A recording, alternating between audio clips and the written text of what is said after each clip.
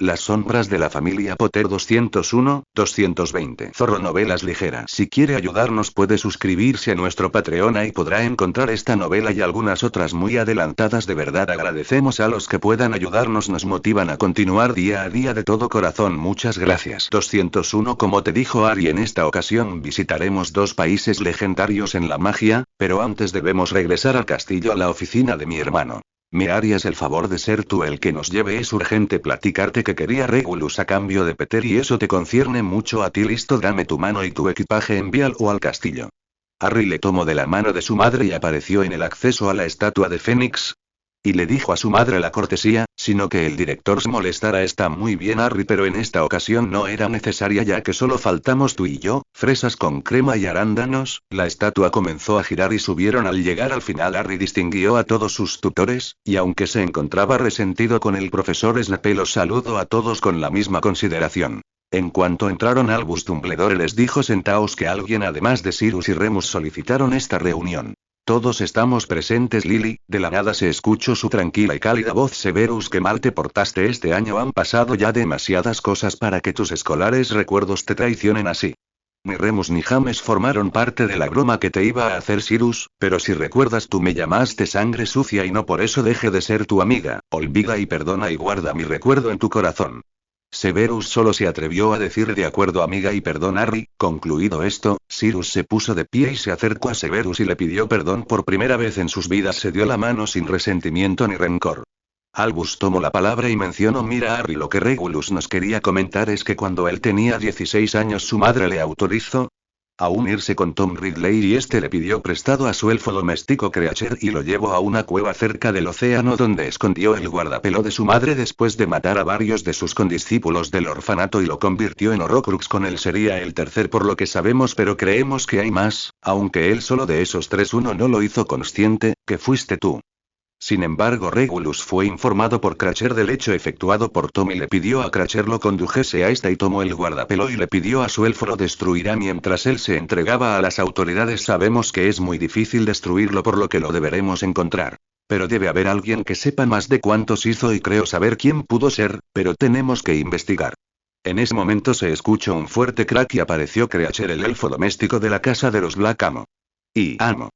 Al amo Regulus lo ha intentado atacar su prima Bellatrix. Parece que estaba esperando que usted saliese para acabar con él. De traidor no lo bajo, le gritó miles de cosas e iba con dos magos más, los cuales primero lanzaron hechizos de Bombarda Maximus y como no pudieron penetrar y la mansión solo brilló de un intenso dorado, lo reintentaron y la casa les devolvió el hechizo haciéndolos polvo. Su prima de usted se tamaño de inmediato gritando que el señor tenebroso se encargaría de asesinarlo después, que eso no podía permitirse, que no entendía qué clase de protección tenía la casa, pero que su amo la destruiría.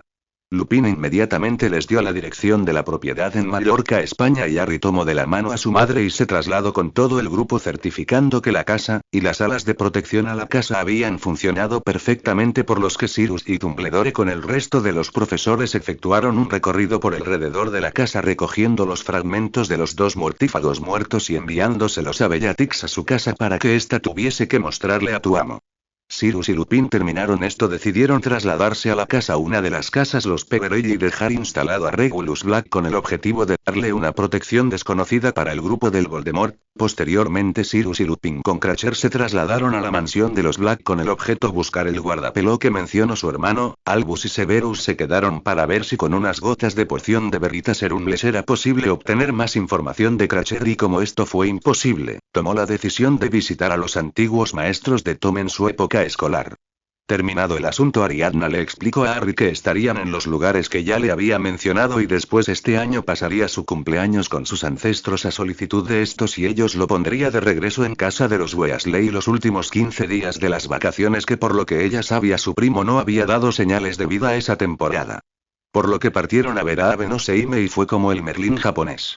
Sin embargo, a diferencia del mago europeo, la existencia histórica de Seimei no es cuestionada. Sirvió a 6 emperadores diferentes como Onyodo, es decir, un maestro del Yin Yang. El mago se puso muy contento de enseñar a Harry sobre la ciencia del Yin y el Yang, los asuntos relacionados con la adivinación, de manera que protegían al emperador japonés con rituales para ahuyentar a los espíritus malignos y las enfermedades.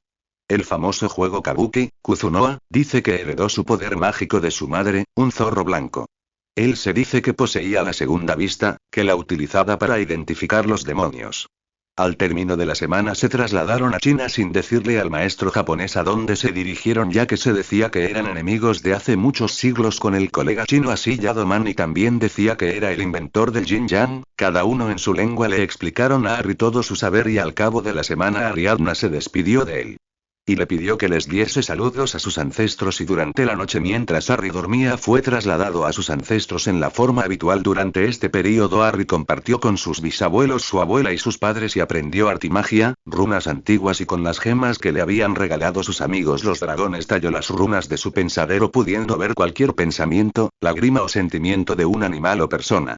Entendió el estrés a que se vio sometida su amiga Hermione con esos estudios, pero vio que, como su madre le dijo, valía la pena. Para su cumpleaños su extraño padrino le dio un regalo que él jamás imaginó que pudiese pasar. La mañana del 30 de julio en el cuarto especial lo dividieron en dos secciones, y a la hora de la comida de fueron saliendo Hermione, Luna, Ginny, Ron, Neville y los gemelos Fred y George, quienes le explicaron que Dumbledore les pidió que durmieran una siesta a las 12 del día sin dar más detalles, pero están seguros que sus padres sabían porque todos traían sus regalos y los gemelos toda clase de bromas.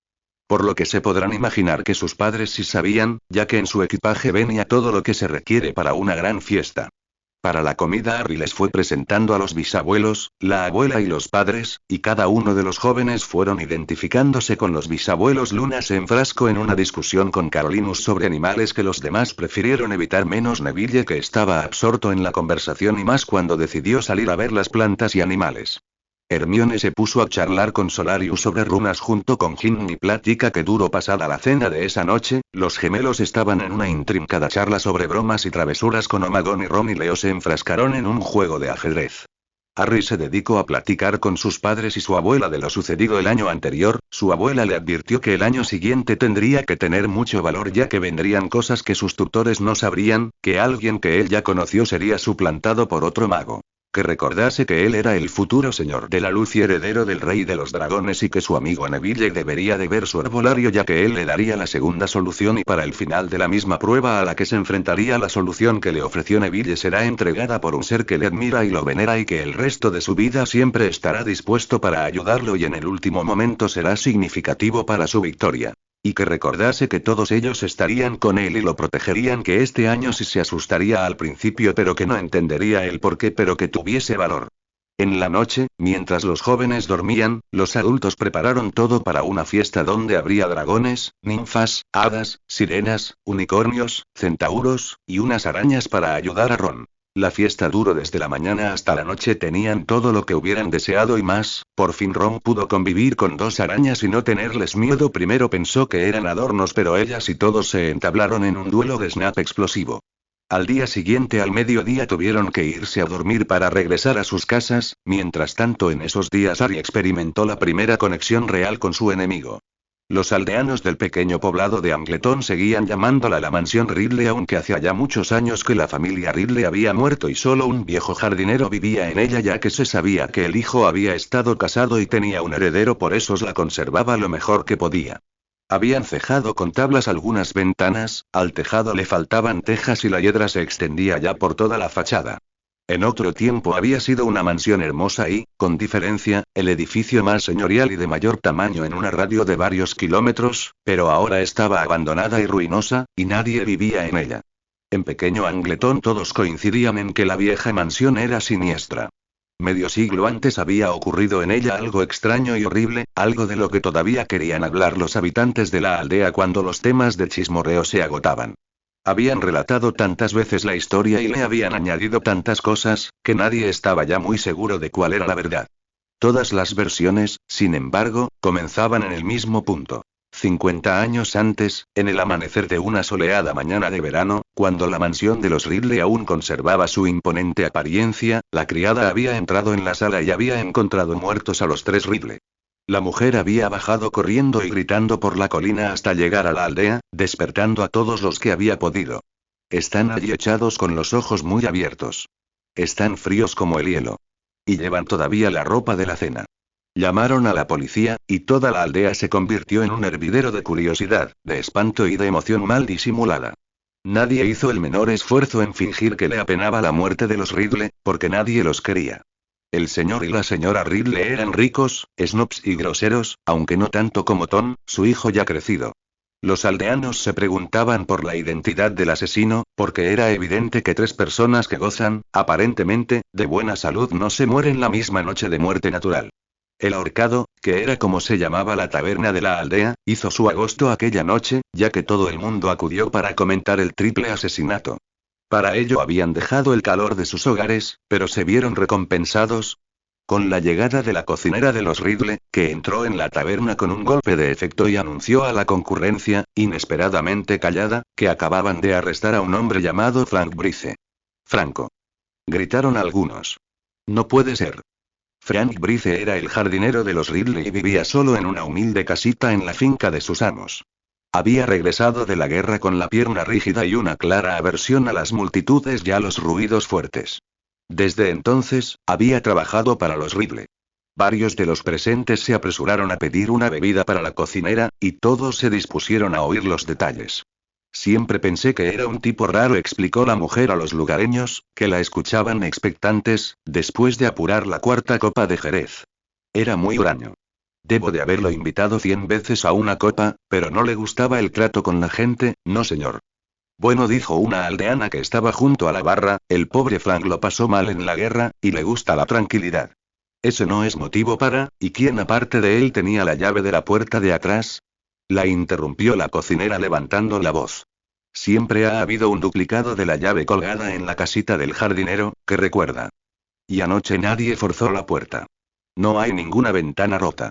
Frank no tuvo más que subir hasta la mansión mientras todos dormíamos. Los aldeanos intercambiaron miradas sombrías. Siempre pensé que había algo desagradable en él, desde luego, dijo, gruñendo, un hombre sentado a la barra.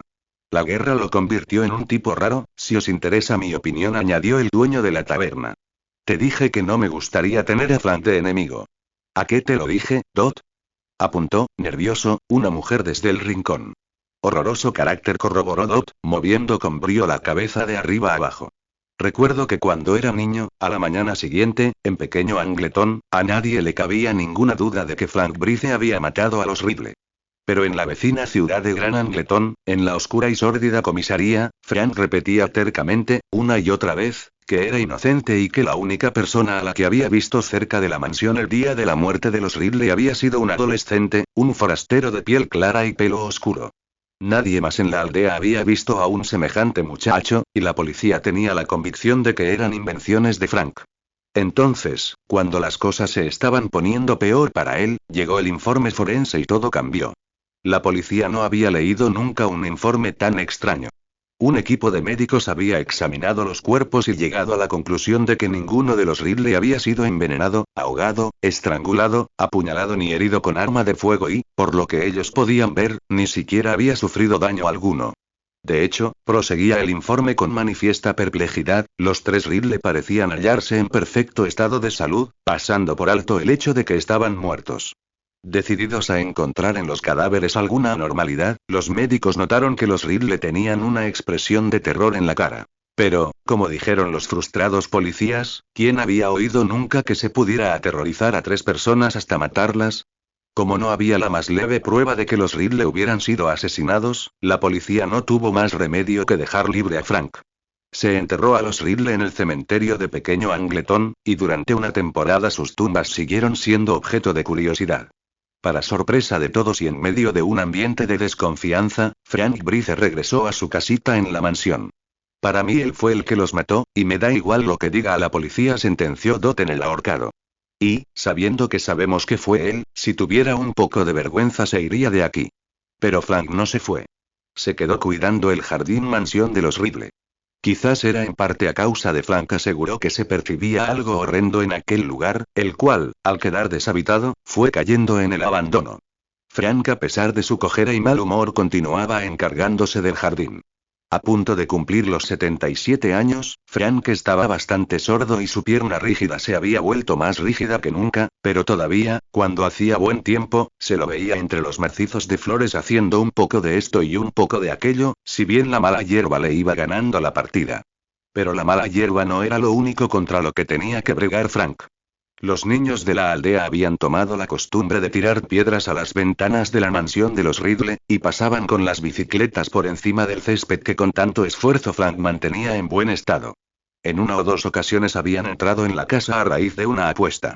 Sabían que el viejo jardinero profesaba veneración a la casa y a la finca, y les divertía verlo por el jardín cojeando, blandiendo su cayado y gritándoles con su ronca voz.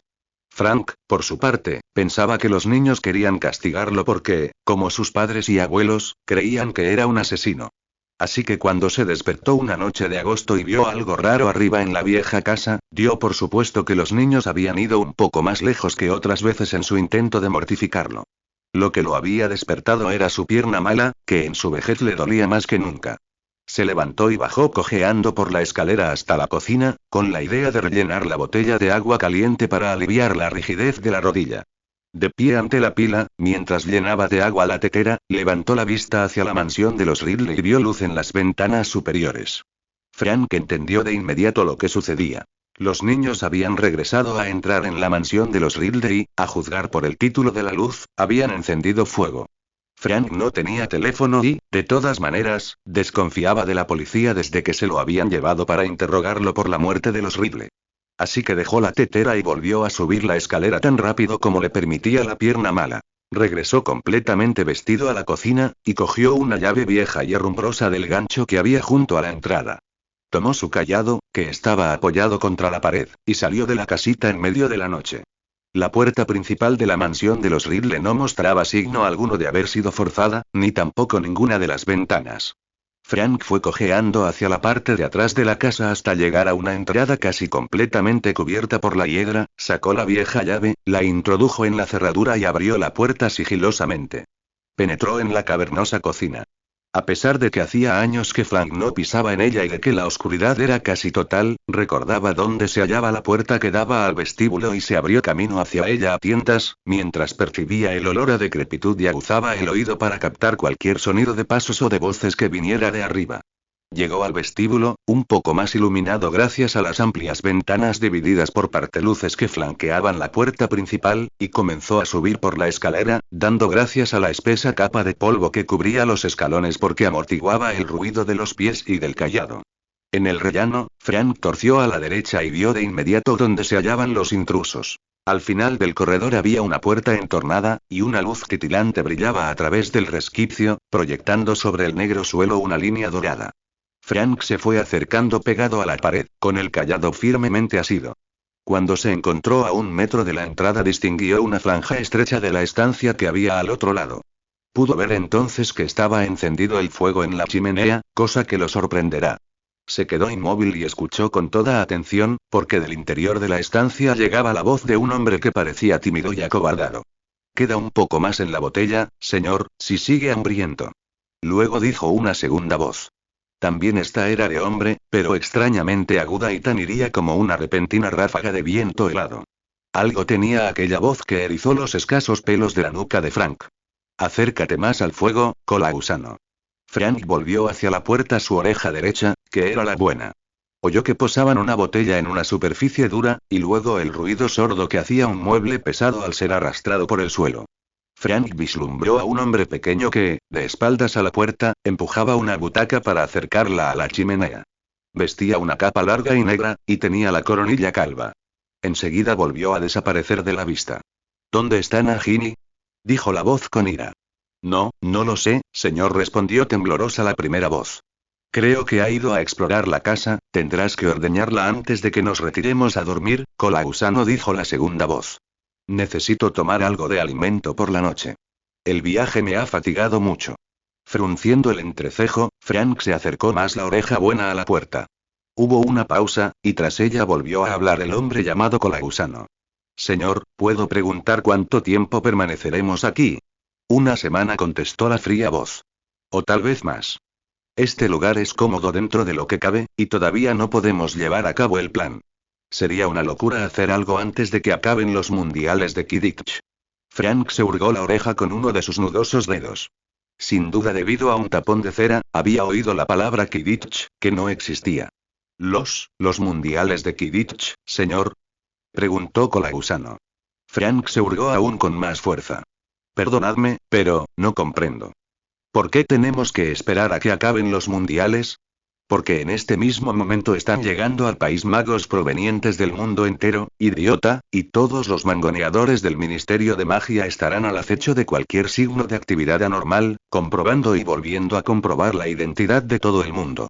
Estarán obsesionados con la seguridad, para evitar que los muggles se den cuenta de algo. Por eso tenemos que esperar. Frank desistió de intentar destaponarse el oído. Le habían llegado con toda claridad las palabras magos, muggles y Ministerio de Magia. Evidentemente, cada una de aquellas expresiones tenía un significado secreto, y Frank pensó que solo había dos tipos de personas que hablaran en clave: los espías y los criminales. Así pues, aferró el cayado y aguzó el oído. ¿Debo entender que su señoría está decidida?, preguntó Colagusano en voz baja. Desde luego que estoy decidido, Colagusano. Ahora había un tono de amenaza en la voz con ira. Siguió una ligera pausa, y luego habló Colagusano. Las palabras se le amontonaron por la prisa, como si quisiera acabar de decir la frase antes de que los nervios se lo impidieran. ¿Se podría hacer sin Harry Potter, señor?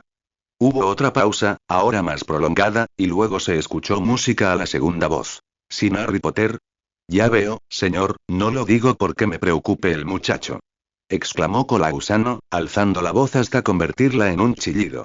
El chico no significa nada para mí, nada en absoluto. Solo lo digo porque si empleáramos a otro mago o bruja, el que fuera, se podría llevar a cabo con más rapidez.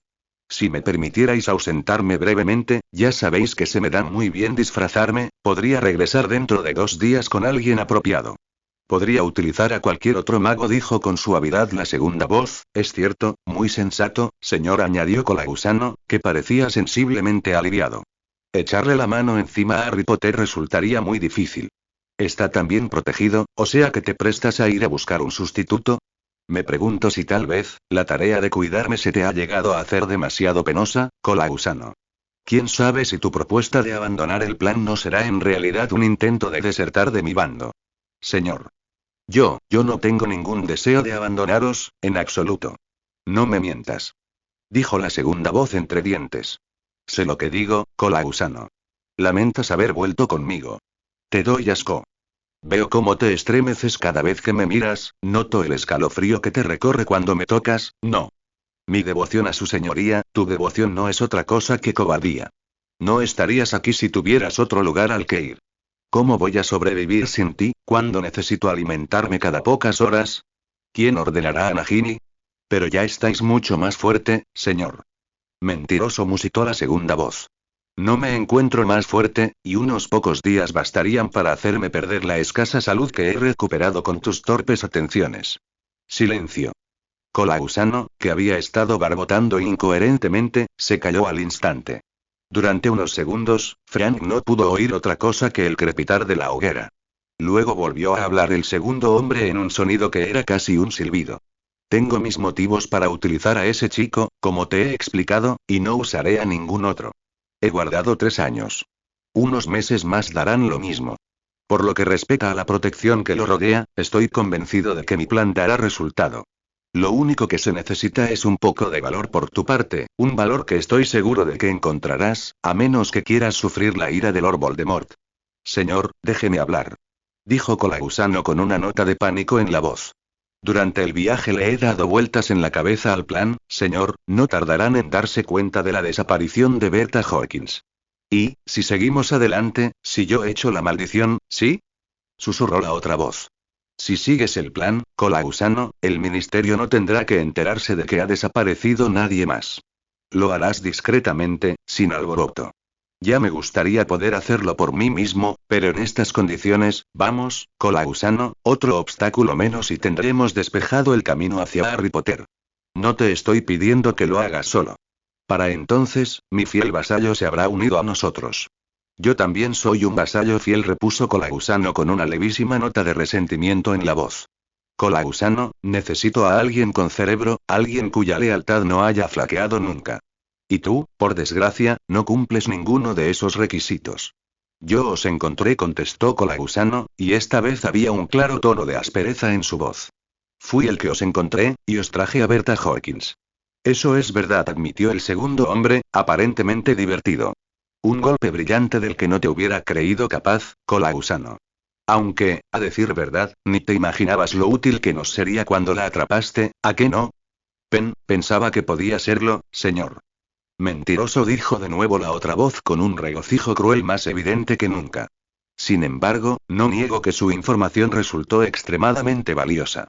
Sin ella, yo nunca habría podido maquinar nuestro plan, y por eso recibirás tu recompensa, Colagusano. Te permitiré llevar a cabo una labor esencial para mí. Muchos de mis seguidores darían su mano derecha por tener el honor de desempeñarla, ¿de verdad, señor? Colagusano parecía de nuevo aterrorizado. ¿Y qué? Ah, Colagusano, no querrás que te lo descubras y eche a perder la sorpresa. Tu parte llegará al final de todo, pero te lo prometo. Tendrás el honor de resultar tan útil como Berta Hawkins. Vos, la voz de Colagusano sonó repentinamente ronca, como si se le hubiera quedado la boca completamente seca. Vos, vais a matarme, también a mí. Colagusano, dijo la voz, que ahora había adquirido una gran suavidad, ¿por qué tendría que matarte?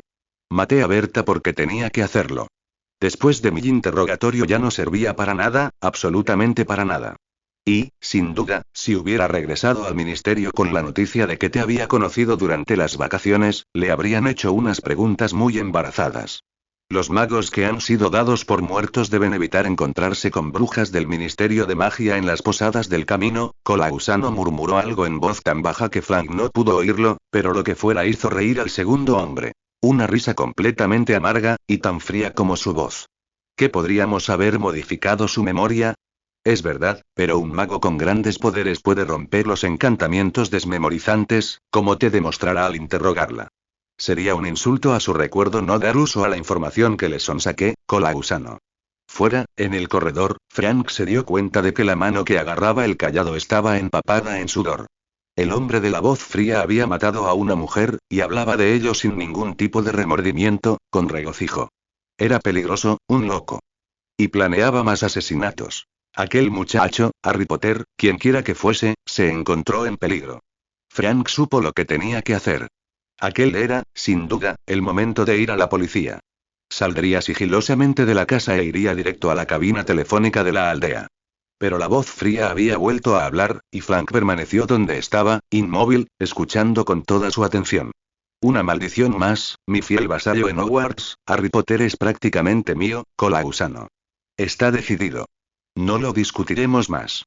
Silencio, creo que oigo a Nagini, y la voz del segundo hombre cambió. Comenzó a emitir unos sonidos que Frank no había oído nunca. Silbaba y escupía sin tomar aliento.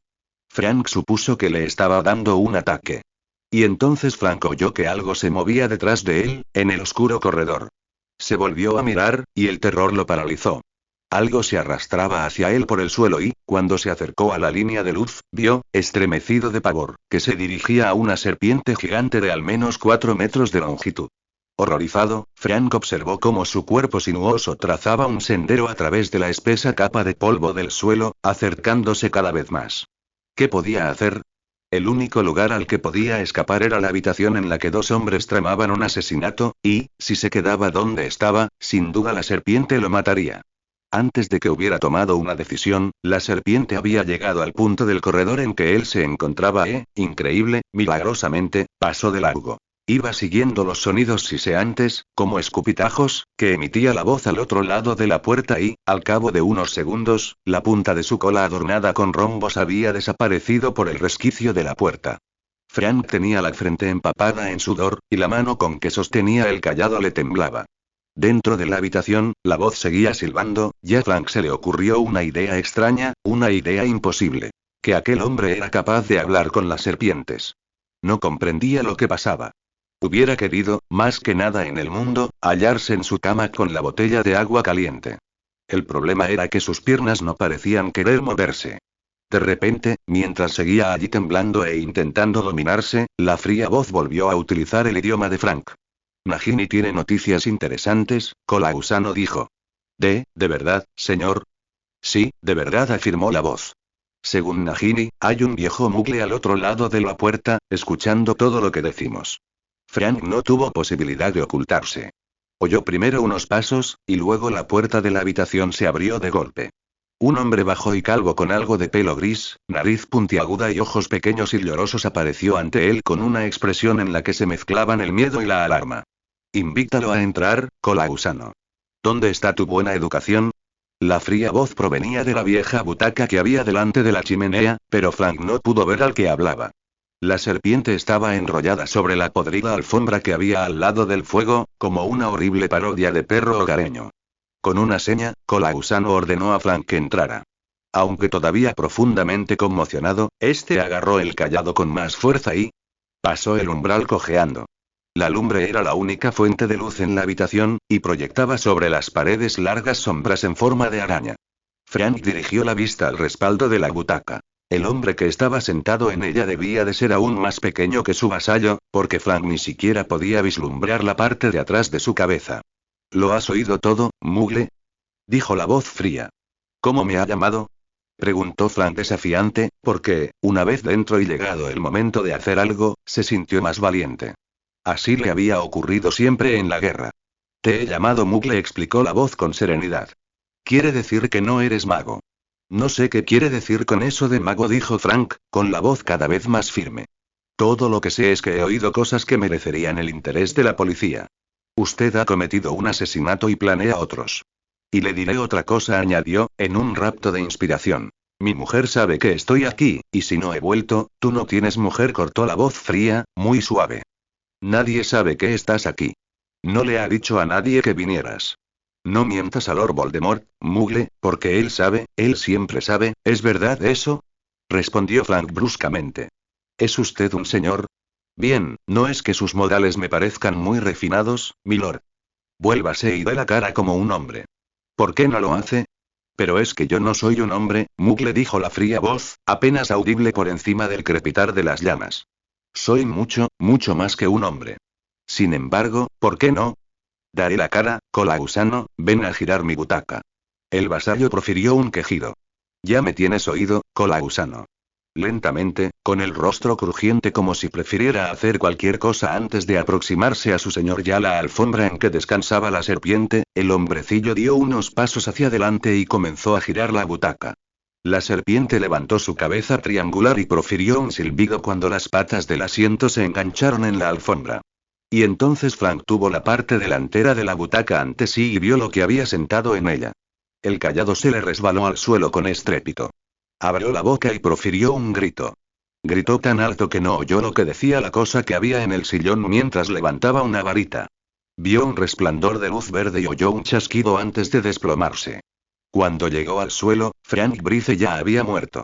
A 300 kilómetros de distancia y hace unos siglos, un muchacho llamado Harry Potter se despertó sobresaltado. La cicatriz Harry se encontró acostado boca arriba, jadeando como si hubiera estado corriendo. Acababa de despertarse de un sueño muy vívido y tenía las manos sobre la cara. La antigua cicatriz con forma de rayo le ardía bajo los dedos como si alguien le hubiera aplicado un hierro al rojo vivo.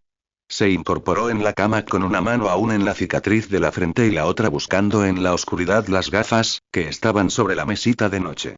Al ponerlas, el dormitorio se convirtió en un lugar un poco más nítido, iluminado por un nivel y brumosa luz anaranjada que se filtraba por las cortinas de la ventana desde la farola de la calle. Volvió a tocarse la cicatriz. Aún le dolía. Encendió la lámpara que tenía a su lado y se levantó de la cama. Cruzó el dormitorio, abrió el armario ropero y se miró en el espejo que había en el lado interno de la puerta. Un delgado muchacho de 14 años le devolvió la mirada con una expresión de desconcierto en los brillantes ojos verdes, que relucían bajo el enmarañado pelo negro. Examinó más de cerca la cicatriz en forma de rayo del reflejo. Parecía normal, pero seguía escándole. Harry intentó recordar lo que soñaba antes de despertarse. Había sido tan real, aparecían dos personas a las que conocía, y otra a la que no. Se concentró todo lo que pudo, frunciendo el entrecejo, tratando de recordar, vislumbró la oscura imagen de una estancia en penumbra. Había una serpiente sobre una alfombra, un hombre pequeño llamado Peter y apodado Colagusano, y una voz fría y aguda, la voz de Lord Voldemort. Solo con pensarlo, Harry sintió como si un cubo de hielo se le hubiera deslizado por la garganta hasta el estómago. Apretó los ojos con fuerza e intentó recordar qué aspecto tenía Lord Voldemort, pero no pudo, porque en el momento en que la butaca giró y él, Harry, lo vio sentado en ella, el espasmo de horror lo había despertado, ¿o había sido el dolor de la cicatriz? ¿Y quién era aquel anciano? Porque ya tenía claro que en el sueño apareció un hombre viejo. Harry lo había visto caer al suelo. Las imágenes le llegaban de manera confusa. Se volvió a cubrir la cara con las manos e intentó representar la estancia en penumbra, pero era tan difícil como tratar de que el agua recogida en el cuenco de las manos no se escurriera entre los dedos. Voldemort y Colagusano habían hablado sobre alguien a quien habían matado, aunque no podía recordar su nombre, y habían estado planeando un nuevo asesinato. El suyo. Harry apartó las manos de la cara, abrió los ojos y observó su alrededor tratando de descubrir algo inusitado en su dormitorio. Se sentó en ella y volvió a llevarse un dedo a la cicatriz. No era el dolor lo que le incomodaba. Estaba acostumbrado al dolor y a las heridas. En una ocasión había perdido todos los huesos del brazo derecho, y durante la noche le habían vuelto a crecer, muy dolorosamente. No mucho después, un colmillo de 30 centímetros de largo se había clavado en aquel mismo brazo. Y durante el último curso, sin ir más lejos, se había caído desde una escoba voladora a 15 metros de altura. Estaba habituado a sufrir extraños accidentes y heridas. Eran inevitables cuando uno iba al colegio Hogwarts de magia y hechicería, y él tenía una habilidad especial para atraer todo tipo de problemas. No, lo que a Harry le incomodaba era que la última vez que le había dolido la cicatriz había sido porque Voldemort estaba cerca. Pero Voldemort no podía andar por allí en esos momentos, la misma idea de que Lord Voldemort merodeara por la casa de sus ancestros era absurda, imposible. Harry escuchó atentamente en el silencio. Esperaba sorprender el crujido de algún peldaño de la escalera, o el susurro de una capa. Se sobresaltó al oír la sola idea de explicarles que le dolía la cicatriz y que le preocupaba que Voldemort pudiera estar cerca, le resultaba graciosa. Y sin embargo había sido Voldemort, principalmente, el responsable de que Harry viviera con sus ancestros. De no ser por él, Harry no tendría la cicatriz en la frente. De no ser por él, Harry todavía tendría padres. Tenía apenas un año la noche en que Voldemort, el mago tenebroso más poderoso del último siglo, un brujo que había ido adquiriendo poder durante 11 años, llegó a su casa y mató a sus padres. Voldemort dirigió su varita hacia Harry, lanzó la maldición con la que había eliminado a tantos magos y brujas adultos en su ascensión al poder increíblemente, esta no hizo efecto. En lugar de matar al bebé, la maldición había rebotado contra Voldemort. Harry había sobrevivido sin otra lesión que una herida con forma de rayo en la frente, tanto que Voldemort quedó reducido a algo que apenas estaba vivo. Desprovisto de su poder y casi moribundo, Voldemort había huido. El terror que había atenazado a la comunidad mágica durante tanto tiempo se disipó, sus seguidores huyeron en desbandada y Harry se hizo famoso. Fue bastante impactante para él enterarse, un día de su segundo mes de haber cumplido un año que vivía en el pasado con unos ancestros de su madre, de que era un mago. Y había sido neurálgico enterarse que para su 11º cumpleaños sería retornado a su época real de vida. Y aún había resultado más desconcertante descubrir que en el mundo de los magos todos conocían su nombre. Por haber derrotado al mago tenebroso más importante de su época. Al llegar a Hogwarts, las cabezas se regresaron y los cuchicheos lo seguían por donde quiera que iba. Pero ya se había acostumbrado. Al final de aquel verano comenzaría el 4º curso. Y contaba los días que le faltaban para regresar al castillo. Pero todavía quedaban 2 semanas y un día para eso. Abatido, ¿piensa qué le contestarían ellos si les escribía y les explicaba lo del dolor de la cicatriz? De inmediato, decidió que causaría un revuelo entre ellos. La voz asustada y estridente de Hermione Granger le vino a la cabeza. ¿Que te duele la cicatriz? Harry, eso es tremendamente grave, escribe al profesor Dumbledore. Mientras tanto yo iré a consultar el libro Enfermedades y dolencias mágicas frecuentes, quizás encuentre algo sobre cicatrices producidas por maldiciones. Sí, ese sería el consejo de Hermione. Acudir sin demora al director de Hogwarts, y entre tanto consultar un libro. Harry observó a través de la ventana el cielo oscuro entre negro y azul. Dudaba mucho que un libro pudiera ayudar en aquel momento. Por lo que sabía, era la única persona viva que había sobrevivido a una maldición como la de Voldemort, así que era muy improbable que encontrara sus síntomas en enfermedades y dolencias mágicas frecuentes. En cuanto a lo de informar al director, Harry no tenía la idea más remota de dónde iba Dumbledore en sus vacaciones de verano. Por un instante le divirtió imaginárselo, con su larga barba plateada, túnica talar de mago y sombrero puntiagudo, tumbándose al sol en una playa en algún lugar del mundo y dándose loción protectora en su curvada nariz. Pero, dondequiera que estuviera Dumbledore, Harry estaba seguro de que Hedwig lo encontraría. La lechuza de Harry nunca había dejado de entregar una carta a su destinatario, aunque careciera de dirección. ¿Pero qué pondría en ella? Querido profesor Dumbledore. Siento molestarlo, pero la cicatriz me ha dolido esta mañana. Atentamente, Harry Potter. Incluso en su mente, las palabras sonaban tontas. Así que intentó imaginarse la reacción de su otro mejor amigo, Ron Weasley, y al instante el pecoso rostro de Ron, con su larga nariz, flotaba ante él con una expresión de desconcierto. ¿Que te duele la cicatriz? Pero no puede ser que quien tú sabes esté ahí cerca, ¿verdad? Quiero decir, que te habrías dado cuenta, ¿no? Intentaría liquidarte, ¿no es cierto? No sé, Harry, a lo mejor las cicatrices producidas por maldiciones duelen siempre un poco, le preguntaré a mi padre. El señor Weasley era un mago plenamente cualificado que trabajaba en el departamento contra el uso incorrecto de los objetos muggles del Ministerio de Magia, pero no tenía experiencia en materia de maldiciones, que Harry supiera. En cualquier caso, no le hacía gracia la idea de que toda la familia Weasley se enterara de que él, Harry, se había preocupado mucho por la causa de un dolor que seguramente duraría muy poco. La señora Weasley alborotaría aún más que Hermione. Y Fred y George, los gemelos de 16 años hermanos de Ron, podrían pensar que Harry estaba perdiendo el valor. Los Weasley eran su familia favorita. Esperaba que pudiera invitarlo a quedarse algún tiempo con ellos. Ron le había mencionado algo sobre los mundiales de Quidditch, y no quería que esa visita fuera salpicada de heridas sobre su cicatriz. Harry se frotó la frente con los nudillos.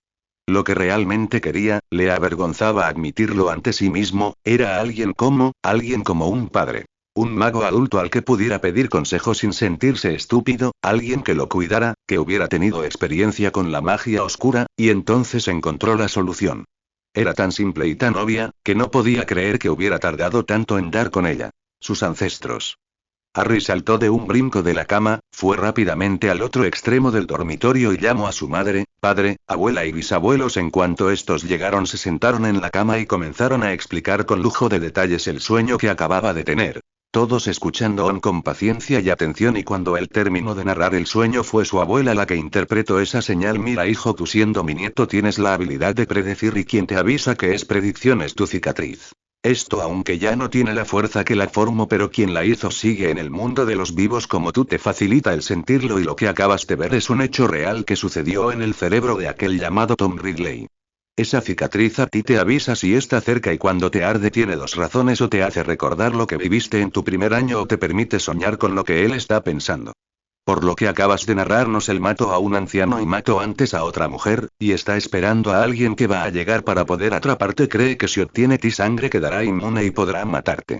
Nada más falso, aunque con tu sangre te pueda matar, te podrá tocar, pero deberás enfrentarte, y él desconoce ya la fuerza que posees y los ítems que te faltan por obtener unos y destruir otros. Con tus amigos destruirás unos y con tu poder obtener otros que por derecho son tuyos, y esto es de lo que te dije cuando llegaste, y el final de todo será para antes de tus 17 años, hijo. Estos años que faltan son duros, sobre todo este y hasta tus 17, pero recuerda que siempre estamos contigo para protegerte y aconsejarte. Tu padrino te dará un secreto que solo él sabe, pero no sé cuándo te lo diga. Ahora bien, te tenemos una noticia desagradable. Tu primo volvió a escribir pidiendo tu ayuda, por lo que esta mañana partirás a su casa. Pareciese que el que tiene problemas es a él, a quien tendrás que darle una pasión que le ayude. Harry apareció como siempre en el parque a la mañana siguiente, y aunque lo había prometido, decidió que tenía que ayudarlo por el que sería el padre de sus sobrinos, por lo que se dirigió a casa de sus tíos. Sin sus cosas, esas fueron enviadas a casa de su madre adoptiva. Al llegar se dio cuenta que el problema de su primo era su peso, en esencia aunque más alto que Harry por unos 10 centímetros. En peso ya eran más de 100 la diferencia, y la escuela lo había puesto a dieta. Por lo que Harry vio lo que le estaban dando de desayuno y que sus padres estaban comiendo lo mismo. Por lo que mentalmente le dijo a su primo: traigo conmigo un tónico que te ayudará a bajar de peso rápido y con salud, pero debes cuidar lo que viene de ahora en adelante. Y por debajo de la mesa se la dio y este se la bebió y en pocos segundos ya pesaba 75 kilogramos, que era su peso ideal. Aunque su tía miró sospechosamente a Harry, se puso feliz ver a su hijo delgado y le expresó que ya veía él que la dieta sí le había servido. Tío Vernon oyó que llamaban a la puerta y procedió él mismo a ver al visitante mañanero, ya que con el sobrino en casa no quería visitas de ningún tipo, ya que esto podría ser peligroso. Tú, le gritó a Harry. Ven a la sala, ahora mismo. Desconcertado, preguntándose qué demonios había hecho en aquella ocasión, Harry se levantó, salió de la cocina detrás de tío Vernon y fue con él hasta la habitación contigua. Tío Vernon cerró la puerta con fuerza detrás de ellos. Vaya, dijo, yendo hasta la chimenea y volviéndose hacia Harry como si estuviera a punto de pronunciar la sentencia de su arresto. Vaya. A Harry le hubiera encantado preguntar vaya qué. Pero no juzgó prudente poner a prueba el humor de tío Vernon tan temprano, y menos teniendo en cuenta que éste se encontró sometido a una fuerte tensión por la carencia de alimento. Así que decidió adoptar una expresión de cortés desconcierto. Acaba de llegar esto, dijo tío Vernon, blanqueando ante Harry un trozo de papel de color púrpura. Una carta. Sobre ti. El desconcierto de Harry fue en aumento. ¿Quién le escribiría a tío Vernon sobre él? ¿Conocía a alguien que le enviara cartas por correo? Tío Vernon miró furioso a Harry. Luego bajó los ojos al papel y empezó a leer. Estimados señor y señora Dursley. No nos conocemos personalmente, pero estoy seguro de que Harry les habrá hablado mucho de mi hijo Ron. Como Harry les habrá dicho, la final de los mundiales de Quidditch tendrá lugar el próximo lunes por la noche, y Arthur, mi marido, acaba de conseguir entradas de primera clase gracias a sus conocidos en el departamento de deportes y juegos mágicos. Espero que nos permita llevar a Harry al partido, ya que es una oportunidad única en la vida. Hace 30 años que Gran Bretaña no es la anfitriona de la Copa y es extraordinariamente difícil conseguir una entrada. Nos encantaría que Harry pudiera quedarse con nosotros lo que queda de vacaciones de verano y acompañarlo al tren que lo llevará de nuevo al colegio. Sería preferible que Harry nos envíe la respuesta de ustedes por el medio habitual, ya que el cartero Muggle nunca nos ha entregado una carta y me temo que ni siquiera sabe dónde vivimos. Esperando ver pronto a Harry, se despide cordialmente Molly Weasley, PD. Espero que hayamos puesto bastantes sellos. Tío Vernon terminó de leer, se metió la mano en el bolsillo superior y sacó otra cosa. Mira esto, gruñó. Levantó el sobre en que había llegado la carta, y Harry tuvo que hacer un esfuerzo para contener la risa. Todo el sobre estaba cubierto de sellos salvo un trocito, delante, en el que la señora Weasley había consignado en letra diminuta la dirección de los Dursley. Creo que sí que han puesto bastantes sellos, comentó Harry, como si cualquiera pudiera cometer el error de la señora Weasley. Hubo un fulgor en los ojos de su tío. El cartero se dio cuenta, dijo entre sus dientes apretados. Estaba muy interesado en saber dónde procedía la carta. Por eso llamó al timbre. Daba la impresión de que le parecía divertido. Harry no dijo nada.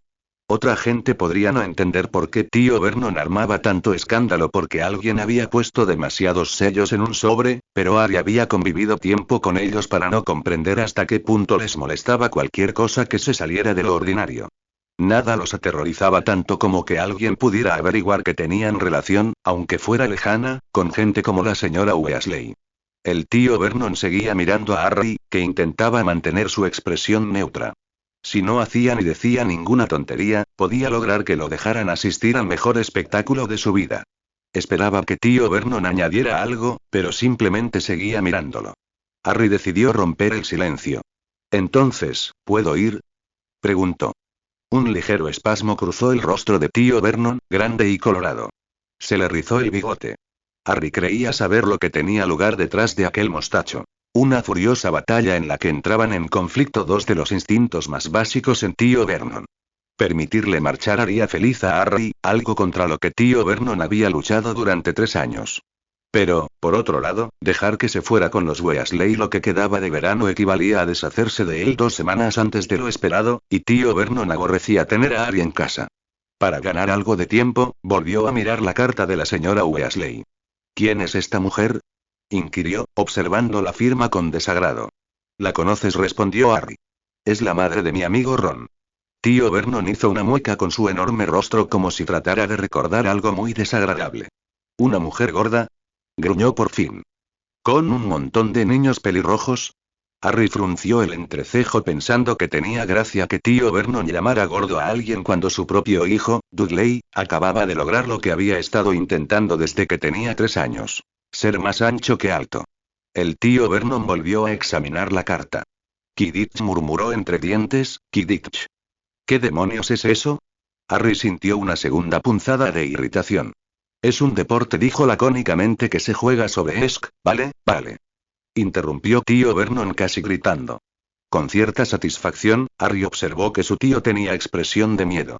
Daba la impresión de que sus nervios no aguantarían el sonido de las palabras escobas voladoras en la sala de estar. Disimuló volviendo a examinar la carta. Harry descubrió que movía los labios formando las palabras que nos enviara la respuesta de ustedes por el medio habitual. ¿Qué quiere decir eso de el medio habitual? Preguntó irritado. Habitual para nosotros, explicó Harry, antes de que su tío pudiera detenerlo, añadió. Ya sabes, lechuzas mensajeras. Es lo normal entre magos. El tío Vernon parecía tan ofendido como si Harry acabara de soltar una horrible blasfemia. Temblando de enojo, lanzó una mirada nerviosa por la ventana. Parecía temeroso de ver a algún vecino con la oreja pegada al cristal. ¿Cuántas veces tengo que decirte que no menciona tu anormalidad bajo este techo? Dijo entre dientes. Su rostro había adquirido un tono ciruela vivo. ¿Recuerda dónde estás?, lo interrumpió Harry con frialdad. Pero Harry no pensaba resignarse. Ya habían pasado los tiempos en que se había visto obligado a aceptar cada una de las estúpidas disposiciones de los Dursley. No estaba siguiendo el régimen de Dudley, y no se iba a quedar sin ir a los mundiales de Quidditch por culpa de tío Vernon si podía evitarlo. Harry respiró hondo para relajarse y luego dijo. Vale, no iré a los mundiales. ¿Puedo subir ya a mi habitación? Tengo que terminar una carta para Sirius. Ya sabes, mi padrino. Lo había hecho, había pronunciado las palabras mágicas. Vio cómo la colorada piel de tío Vernon palidecía a ronchas, dándole el aspecto de un helado de grosellas mal mezclado. ¿Le vas a escribir, de verdad? Dijo tío Vernon, intentando aparentar tranquilidad. Pero Harry había visto cómo se le contraían de miedo los diminutos ojos. Bueno, sí, contestó Harry, como sin darle importancia. Hace tiempo que no ha tenido noticias mías y, bueno, si no le escribo puede pensar que algo va mal. Se detuvo para disfrutar el efecto de sus palabras.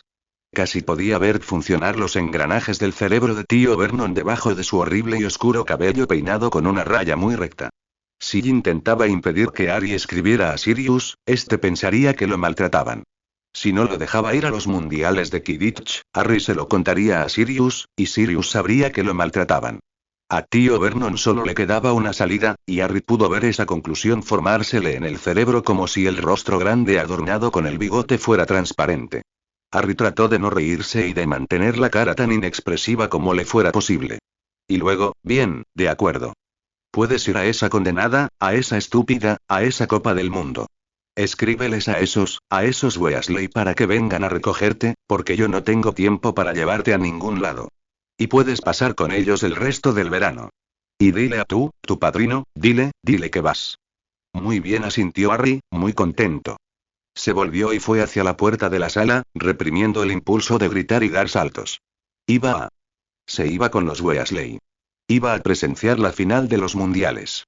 En el recibidor estuvo a punto de atropellar a Dudley, que acechaba detrás de la puerta esperando oír a Harry y se quedó desconcertado al ver su amplia sonrisa. Primo, deberás dejar de comer golosinas y tener una dieta que te mande un médico si no te llevan a un berrinche de los que tú sabes. ¿Verdad? Le dijo Harry. Ahora recuerdo, si quieres hablarme te voy a presentar a alguien que me puede contactar ya sea en vacaciones como cuando estemos en clases por medio de sus padres, pero de esto ni una palabra a tus papás ya que se enfadarían contigo muchísimo. Deja redactar una carta y vamos. Dudley. Harry subió los escalones de 3 en 3 y entró en su habitación como un bólido. Lo primero que vio fue que Edwin ya había regresado. Estaba en el marco de la ventana, por lo que Harry le indica que fuese a casa de Margaret Sion, que ahí la vería en un momento con sus enormes ojos ambarinos y chasqueando el pico como hacía siempre que estaba molesta. Harry no tardó en ver qué era lo que le molestaba en aquella ocasión. ¡Ay! Gritó. Acababa de pegarle en un lado de la cabeza lo que parecía ser una pelota de tenis pequeña, gris y cubierta de plumas. Harry se frotó con fuerza la zona dolorida al tiempo que intentaba descubrir qué era lo que lo había golpeado, y vio una lechuza diminuta, lo bastante pequeña para ocultarla en la mano, que, como si fuera un cohete buscapiés, zumbaba sin parar por toda la habitación. Harry se dio cuenta entonces de que la lechuza había dejado caer a sus pies una carta. Se inclinó para recogerla, reconoció la letra de Ron y abrió el sobre. Dentro había una nota escrita apresuradamente. Acosar. Mi padre ha conseguido las entradas. Irlanda contra Bulgaria, el lunes por la noche. Mi madre les ha escrito a los muggles para pedirles que te dejen venir y quedarte. A lo mejor ya han recibido la carta, no sé cuánto tarda el correo muggle. De todas maneras, quería enviarte esta nota por medio de Pete. Harry reparó en el nombre Pete, y luego observó a la diminuta lechuza que zumbaba dando vueltas alrededor de la lámpara del techo. Nunca había visto nada que se pareciera menos a un cerdo. Quizás no había entendido bien la letra de Ron. Siguió leyendo. Vamos a ir a buscarte tanto si quieren los muggles como si no, porque no te puedes perder los mundiales. Lo que pasa es que mis padres pensaban que era mejor pedirles su consentimiento. Si dicen que te dejan, envía a Pig inmediatamente con la respuesta, e iremos a recogerte el domingo a las 5 en punto. Si no te dejan, envía también a Pig e iremos a recogerte de todas maneras el domingo a las 5. Hermione llega esta tarde. Perky ha comenzado a trabajar en el Departamento de Cooperación Mágica Internacional. No menciones nada sobre el extranjero mientras estés aquí a menos que quieras que te mate de aburrimiento. Hasta pronto, Ron. Cálmate. Dijo Harry a la pequeña lechuza, que revoloteaba por encima de su cabeza gorjeando como loca. Harry supuso que era a causa de orgullo de haber llevado la carta a la persona correcta. Ven aquí. Tienes que llevar la contestación. La lechuza revoloteó hasta posarse sobre la jaula de Edward, que le echó una mirada fría, como desafiándola a que se acercara más. Harry volvió a coger su pluma de águila y un trozo de pergamino, y escribió. Todo perfecto, Ron. Los muggles me dejan ir. Hasta mañana a las 5. Me muero de impaciencia. Acosar plegó la nota hasta hacerla muy pequeña y, con inmensa dificultad, la ató a la diminuta pata de la lechuza, que aguardaba muy excitada. En cuanto la nota estuvo asegurada, la lechuza se marchó. Salió por la ventana zumbando y se perdió de vista. Harry se volvió hacia Edward. Edward, ¿no te molestas para ti después de que te vea en casa de Margaret y te voy a pedir? ¿Estás lista para un viaje largo? Preguntó. Edward ululó henchida de dignidad. ¿Puedes hacerme el favor de llevar esto a Sirius? Le pidió, tomando la carta. Espera. Tengo que terminarla. Volvió a desdoblar el pergamino y añadió rápidamente una postdata. Si quieres ponerte en contacto conmigo, estarás en casa de mi amigo Ron hasta el final del verano. Su padre nos ha conseguido entradas para los mundiales de Quidditch. Una vez concluida la carta, la ató a una de las patas de Edward, que permanecía más quieta que nunca, como si quisiera mostrar el modo en que debía comportarse una lechuza mensajera. Te veo primero en casa de mi compañera y después podrás partir. Estaré en casa de Ron cuando vuelvas, ¿de acuerdo? Le dijo Harry. Ella le pellizcó cariñosamente el dedo con el pico y, a continuación, con un zumbido, expandiendo sus grandes alas y salió volando por la ventana. Harry la mientras observaba desaparecía. Luego salió del cuarto y le dijo a su primo: vamos al parque un momento, avisa a tu madre para que no se preocupe. Una vez autorizada salieron ambos y se fueron caminando despacio y aunque Dursley le hacía muchas preguntas él pacientemente trataba de explicarle todo. Al llegar a la calle Magnolia, Harry distinguió a Edward sobre la verja de una casa, por lo que le dijo a Dursley: mira, esa es mi lechuza y siempre que la veas, ella puede llevarme lo que me mandes. Ahora te voy a presentar a una compañera del colegio que aunque es más chica que nosotros, ella tiene 12 años y pasa de 2 años. Te puede ayudar a entender mi mundo, que será el de tus hijos, ya que ella es la primera en su familia que es como yo. Toquemos. Y procedió a timbrar, saliendo un hombre alto y esbelto que preguntó qué se ofrecía, a lo que Harry le pidió que si era posible hablar con Margaret, que él era compañero de ella y quien lo acompañaba era su primo y que este no pertenecía al mundo de su hija sino al suyo. El señor de Sion se quedó viendo a Edward. Al percatarse Harry de esto le explicó: en el mundo mágico ellas nos sirven para el correo de ustedes, nos permite pasar para no llamar la atención. Este les dio el paso y Harry se volvió y le dijo a Edward: listo y cuídate, te veo en casa de Ron. La lechuza ululó y abriendo sus alas partió de inmediato. El señor de Sion llamó a su esposa y a su hija, la cual inmediatamente reconoció a Harry y le dijo a su padre: es el joven de que les hable, es quien me ayudó el año pasado cada vez que se me atoro en algún hechizo o pasión. Comentan que es un gran mago según dicen en la escuela, y de acuerdo con lo que investigué fue el que derrotó al mago más malo de nuestros tiempos. Harry se puso colorado y Dursley puso una cara de interrogación. Los padres de Margaret les dieron la bienvenida y le preguntaron cuál era el motivo de la visita. Harry les explicó a los tres, que quien me acompañaba es mi primo pero pertenece al mundo de los no magos y de acuerdo con algo que después se les explicará tendrá que ver con la magia y que tenía muchas dudas sobre la magia ya que sus padres se oponen a ella de forma intolerable, y que la madre de él y la suya habían sido hermanas y esta sí era una gran bruja que había muerto por el mago que había mencionado su hija, por lo que les pido de favor que ayuden a mi primo cuando él necesite algo, lo ayuden a que éste pueda enviar cartas y lo que guste y a cambio de esto yo voy a poner una protección a su casa para que ningún mago del lado oscuro pueda hacerles daño alguno como lo hice en casa de mi primo. Margaret, ¿te acuerdas que en el castillo ningún mago puede entrar o salir del sin autorización del director? Así dicen que ningún no mago podría ver el castillo y los magos no pueden entrar o salir sin permiso. Bueno, en tu casa pondré una protección que solo tú podrás autorizar a los magos que tú quieras a entrar y salir, los no magos de tu familia y amigos de tus padres y tuyos sí podrán ver y entrar a tu casa siempre y cuando lo hagan de la forma debida. ¿Están de acuerdo? Los padres de Margaret se intercambiaron una mirada y fue ella la que le dijo a Harry: mira hijo, cuando vino ese señor Snape nos informa que sería probable que tú vinieses en algún momento y que aceptamos tu propuesta, por lo que puedes hacer lo que dices, solo dinos qué hacer nosotros. Harry les que se quedasen en la dijo sala que él saldría un momento y ellos solo veían una luz muy intensa de color oro pero que no te estomiesen que una vez terminado él les explicaría qué sucedería si otro mago quisiese entrar o atacarlos. Harry salió por la puerta del patio y puso las alas de protección y la casa cobró un brillo dorado que los vecinos pensaron que había caído un rayo en la casa, por lo que fueron a ver si había algún incendio o alguna desgracia. Al señor de Sion les informó que no había nada y que se despreocuparan. Regresando a la sala, Harry entró en el patio y les informó que ya estaban puestas y que si algún mago lanzaba un hechizo en contra de la casa o en contra de ellos mientras estuviesen dentro de la casa ésta lo absorbería y si este era repetido rebotaría con tal fuerza que terminaría con el autor. Ahora Margaret, para que pueda entrar un mago tú deberás darle tu domicilio y así él podrá llegar si no por más que te busquen no te encontrarán. Ahora bien amiga mía, mañana en el transcurso de la mañana te llegará un regalo que les será de utilidad a todos, a tus padres y a ti para que estés en contacto y a mi primo para que esté en contacto conmigo. Asimismo a partir del día de mañana recibirán un periódico del mundo mágico para que estén informados de lo que sucede en el mundo de su hija, pero recuerdan que como todos los periódicos no siempre dicen la verdad. Harry, que es regalo para así poder saber que lo debemos recibir. Mira Margaret llegará por medio de unas lechuzas y estas traerán una jaula con una dentro, esta será tuya y es para el servicio de tu familia, por eso en nuestro mundo se dice que tenemos un familiar. Señor, recuerda la lechuza que estaba en su reja, esa es mi familiar, la tengo desde que tengo 11 años y son muy útiles, podrán escribirle o mandarle cosas a su hija y mandarme lo que mi primo quiera. Es todo, gracias y buenas noches. Al llegar a la casa se metió debajo de la cama, tiró de la tabla suelta y sacó un buen trozo de tarta de cumpleaños. Se lo comió sentado en el suelo, disfrutando de la felicidad que lo embargaba. Tenía tarta. Era un día radiante de verano. Se iría de casa de los Dursley al día siguiente, la cicatriz ya había dejado de dolerle, iba a presenciar los mundiales de Quidditch. Era difícil, precisamente en aquel momento, preocuparse por algo. Ni siquiera por Lord Voldemort.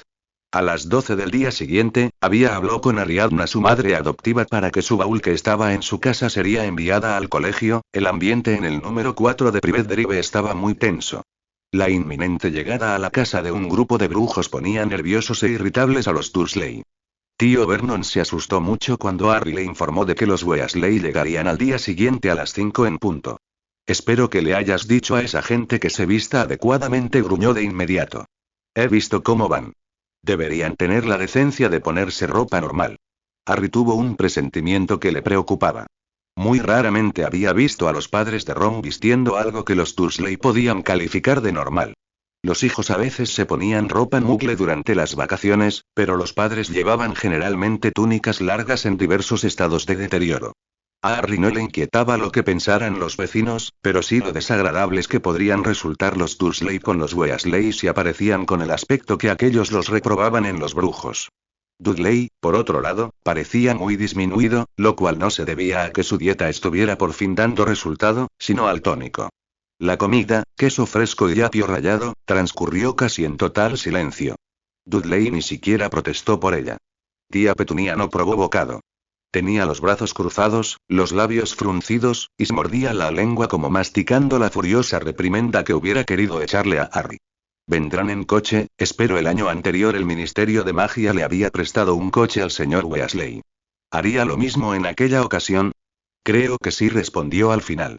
El bigote de tío Vernon se alborotó con su resoplido. Normalmente hubiera preguntado qué coche tenía.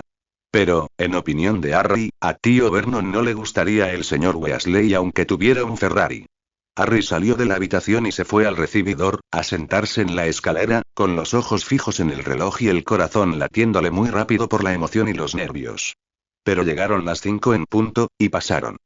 Tío Vernon, sudando ligeramente dentro de su traje, abrió la puerta de la calle, escudriñó a un lado y a otro, y volvió 1 metro la cabeza en la casa. Se retrasarán. Le gruñó a Harry. Ya lo sé, murmuró Harry. A lo mejor hay problemas de tráfico, yo qué sé. Las 5:10, las 5:15, Harry ya empezaba a preocuparse. A las 5:30 oyó a tío Vernon y tía Petunia rezongando en la sala de estar. No tienen consideración. Ah. Harry pegó un salto. Del otro lado de la puerta de la sala le llegó el ruido que hacían los Dursley moviéndose aterrorizados y descontroladamente por la sala. Un instante después, Dudley entró en el recibidor como una bala, completamente lívido. ¿Qué pasa?, preguntó Harry. ¿Qué ocurre? Pero Dudley parecía incapaz de hablar y, con movimientos de las manos, entró en la cocina. En el interior de la chimenea de los Dursley, que tenía empotrada una estufa eléctrica que simulaba un falso fuego, se oían golpes y rasguños. ¿Qué es eso?, preguntó jadeando tía Petunia, que había retrocedido hacia la pared y miraba aterrorizada la estufa. ¿Qué es, Vernon? La duda solo dura un segundo. Desde dentro de la chimenea cegada se podrían oír voces. Sí. No, Fred, vuelve, vuelve. ¿Ha ocurrido algún error? Dile a George que no hay. No, George, no hay espacio. Regresa enseguida y dile a Ron, a lo mejor Harry nos puede oír, papá, a lo mejor puede ayudarnos a salir, se oyó fuerte con los puños al otro lado de la estufa. Acosar. Harry, ¿nosotros? Los Dursley rodearon a Harry como un par de lobos hambrientos. ¿Qué es eso?, gruñó tío Vernon. ¿Qué pasa? Han intentado llegar con polvos gripales, explicó Harry, conteniendo unas ganas locas de reírse. Pueden viajar de una chimenea a otra, pero no se imaginaban que la chimenea estaría obstruida. Un momento, se acercó a la chimenea y gritó a través de las tablas. Señor Weasley. ¿Yo oye? El martilleo cesó. Alguien, dentro de la chimenea, chistó. SHH. Soy Harry, señor Weasley. La chimenea está cegada. No podrán entrar por aquí. Mar maldita, dijo la voz del señor Weasley. ¿Para qué diablos taparon la chimenea? Tienen una estufa eléctrica, explicó Harry. ¿De verdad?, preguntó emocionado el señor Weasley. Tiene dicho ecléctica. ¿Con enchufe? ¡Santo Dios! Eso tengo que verlo. Pensemos, Ron. La voz de Ron se unió a la de los otros. ¿Qué hacemos aquí? ¿Algo ha ido mal? No, Ron, ¿qué va?, dijo sarcásticamente la voz de Fred. Este es exactamente el sitio al que queríamos venir. Sí, nos lo estamos pasando en grande, añadió George, cuya voz sonaba ahogada, como si lo estuvieran aplastando contra la pared. Muchachos, dijo vagamente el señor Weasley. Estoy intentando pensar qué podemos hacer. Sí, el único modo, Harry, échate atrás. Harry se retiró hasta el sofá, pero tío Vernon dio un paso hacia adelante. Esperan un momento. Bramó en dirección a la chimenea. ¿Qué es lo que finge? Culo. La estufa eléctrica salió disparada hasta el otro extremo de la sala cuando todas las tablas que tapaban la chimenea saltaron de golpe y expulsaron al señor Weasley, Fred, George y Ron entre una nube de escombros y gravilla suelta. Tía Petunia dio un grito y cayó de espaldas sobre la mesita del café. Tío Vernon la cogió antes de que pegara contra el suelo, y se quedó con la boca abierta, sin hablar, mirando a los Weasley, todos con el pelo de color rojo vivo, incluyendo a Fred y George, que eran idénticos hasta el último detalle. Así está mejor, dijo el señor Weasley, jadeante, sacudiéndose el polvo de la larga túnica verde y colocándose bien las gafas. Ustedes deben de ser los tíos de Harry. Alto, delgado y calvo, se dirigió hacia tío Vernon con la mano tendida, pero tío Vernon retrocedió unos pasos para alejarse de él, arrastrando a tía Petunia e incapaz de pronunciar una palabra. Tenía su mejor traje cubierto de polvo blanco, así como el cabello y el bigote, lo que lo hacía parecer 30 años más viejo. Bueno, disculpe todo esto, dijo el señor Weasley, bajando la mano y observando por encima del hombro el estropicio de la chimenea. Ha sido culpa mía. No se me ocurrió que podía estar cegada. Hice que conectaran su chimenea a la red Flu, ¿sabe? Solo por esta tarde, para que pudiéramos recoger a Harry. Se supone que las chimeneas de los muggles no deben conectarse, pero tengo un conocido en el equipo de regulación de la red Flu que me ha hecho el favor. Puedo dejarlo como estaba en un segundo, no se preocupe. Encenderé un fuego para que regresen los muchachos, y repararé su chimenea antes de desaparecer yo mismo. Harry sabía que los Dursley no habían entendido ni una palabra. Seguían mirando al señor Weasley con la boca abierta, estupefactos. Con dificultad, tía Petunia se alzó y se ocultó detrás de tío Vernon. Hola, Harry. Saludó alegremente el señor Weasley. ¿Tienes listo el baúl? Ya está en su casa, respondió Harry, devolviéndole la sonrisa. Bueno, dijo el señor Weasley, balanceando un poco los brazos mientras trataba de encontrar palabras con las que romper el incómodo silencio. Tienen ustedes una casa muy agradable. Como la sala habitualmente inmaculada se hallaba ahora cubierta de polvo y trozos de ladrillo, este comentario no agradó demasiado a los Dursley. El rostro de tío Vernon se tiñó otra vez de rojo, y la tía Petunia volvió a quedarse boquiabierta. Pero tanto uno como otro estaban demasiado asustados para decir nada. El señor Weasley miró a su alrededor. Le fascinaba todo lo relacionado con los muggles. Harry lo notó impaciente por ir a examinar la televisión y el vídeo. Funcionan por electricidad, ¿verdad? Dijo en tono de entendido. Ah, sí, ya veo los enchufes. Yo colecciono enchufes, añadió dirigiéndose a tío Vernon. Y pilas. Tengo una buena colección de pilas. Mi mujer cree que estoy chiflado, pero ya ve. Era evidente que el tío Vernon era de la misma opinión que la señora Weasley. Se movió ligeramente hacia la derecha para ponerse delante de tía Petunia, como si pensara que el señor Weasley podía atacarlos de un momento a otro. Dudley apareció de arrepentido en la sala. Salir a Dudley de la cocina. Ah, este es tu primo. No, Harry. Dijo el señor Weasley, tratando de entablar conversación. Sí, dijo Harry, es Dudley. El señor Weasley, en cambio, parecía sinceramente preocupado por el peculiar comportamiento de Dudley. Por el tono de voz que empleó al volver a hablar, Harry comprendió que el señor Weasley suponía a Dudley estaba mal de la cabeza como los Dursley lo suponían a él, con la diferencia de que el señor Weasley sentía hacia el muchacho más conmiseración que miedo. ¿Estás pasando unas buenas vacaciones, Dudley? Preguntó cortésmente. Dudley gimoteó. Miraron a su alrededor en el momento en que entraron y distinguieron a los Dudley. Ah, bien. Dijo el señor Weasley. Será mejor darse prisa. Se remangó la túnica y sacó la varita. Harry vio a los Dursley echarse atrás contra la pared, como si estuviera uno solo. ¡Incendio! Exclamó el señor Weasley, apuntando con su varita al orificio que había en la pared. De inmediato apareció una hoguera que crepitó como si llevara horas encendida. El señor Weasley se sacó del bolsillo un saquito, lo desanudó, cogió un pellizco de polvos de dentro y lo echó a las llamas, que adquirieron un color verde esmeralda y llegaron más alto que antes. Fred luego se despidió de los Dursley con un gesto de la mano y avanzó hacia el fuego diciendo: «La madriguera». Tía Petunia profirió un leve grito de horror. Se oyó una especie de rugido en la hoguera, y Fred desapareció. «Ahora tú, George», dijo el señor Weasley. Luego, gritó la madriguera. Se volvió a oír el rugido de las llamas y George desapareció a su vez. «Te toca, Ron», indicó el señor Weasley. «Hasta luego», se despidió alegremente Ron. Tras dirigirle a Harry una amplia sonrisa, entró en la hoguera, gritó la madriguera. Y desapareció. Ya solo quedaban Harry y el señor Weasley. «Bueno, pues adiós», les dijo Harry a los Dursley. Pero ellos no respondieron.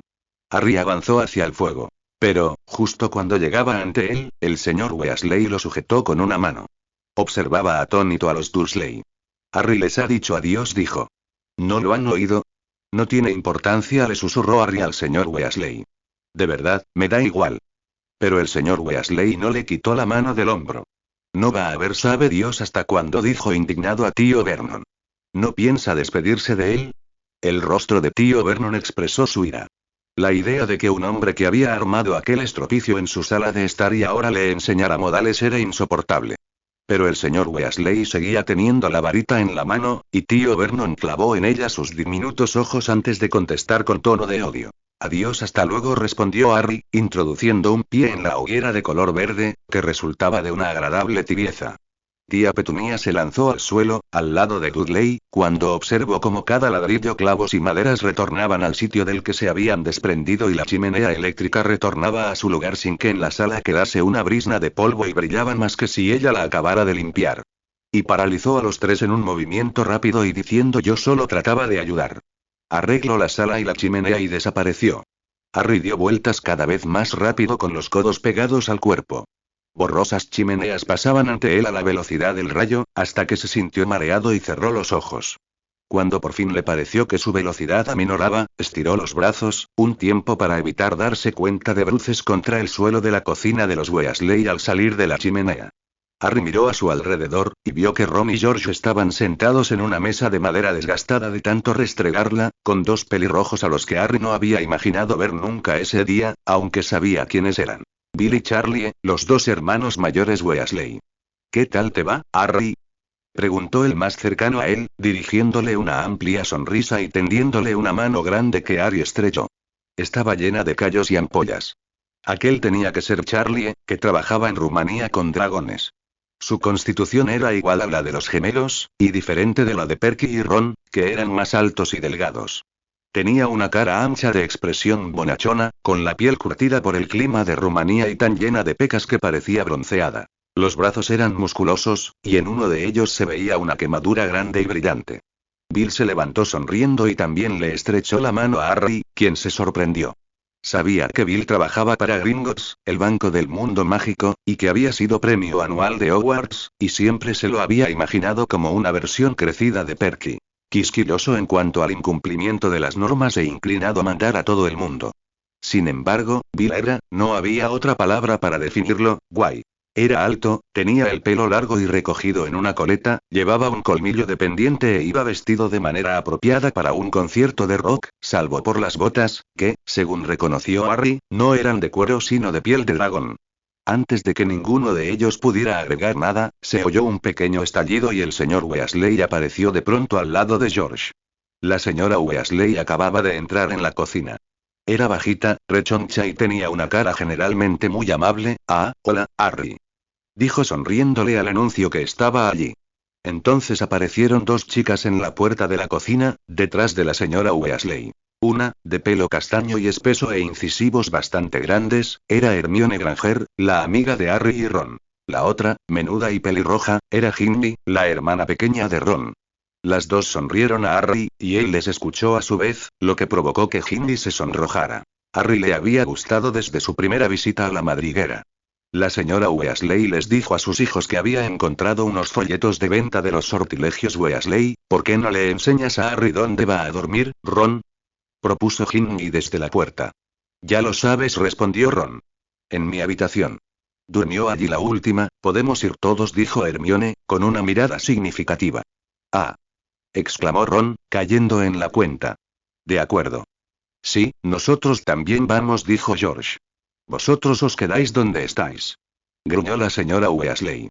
Harry y Ron salieron despacio de la cocina y, acompañados por Hermione y Ginny, aprendieron el camino por el estrecho pasillo y subieron por la desvencijada escalera que zigzagueaba hacia los pisos superiores. ¿Qué es eso de los sortilegios Weasley?, preguntó Harry mientras subían. Ron y Ginny se rieron, pero Hermione no. Mi madre ha encontrado un montón de cupones de pedido cuando limpiaba la habitación de Fred y George, explicó Ron en voz baja. Largas listas de precios de cosas que ellos han inventado. Artículos de broma, ya sabes. Varitas falsas y caramelos con truco, montones de cosas. Es estupendo.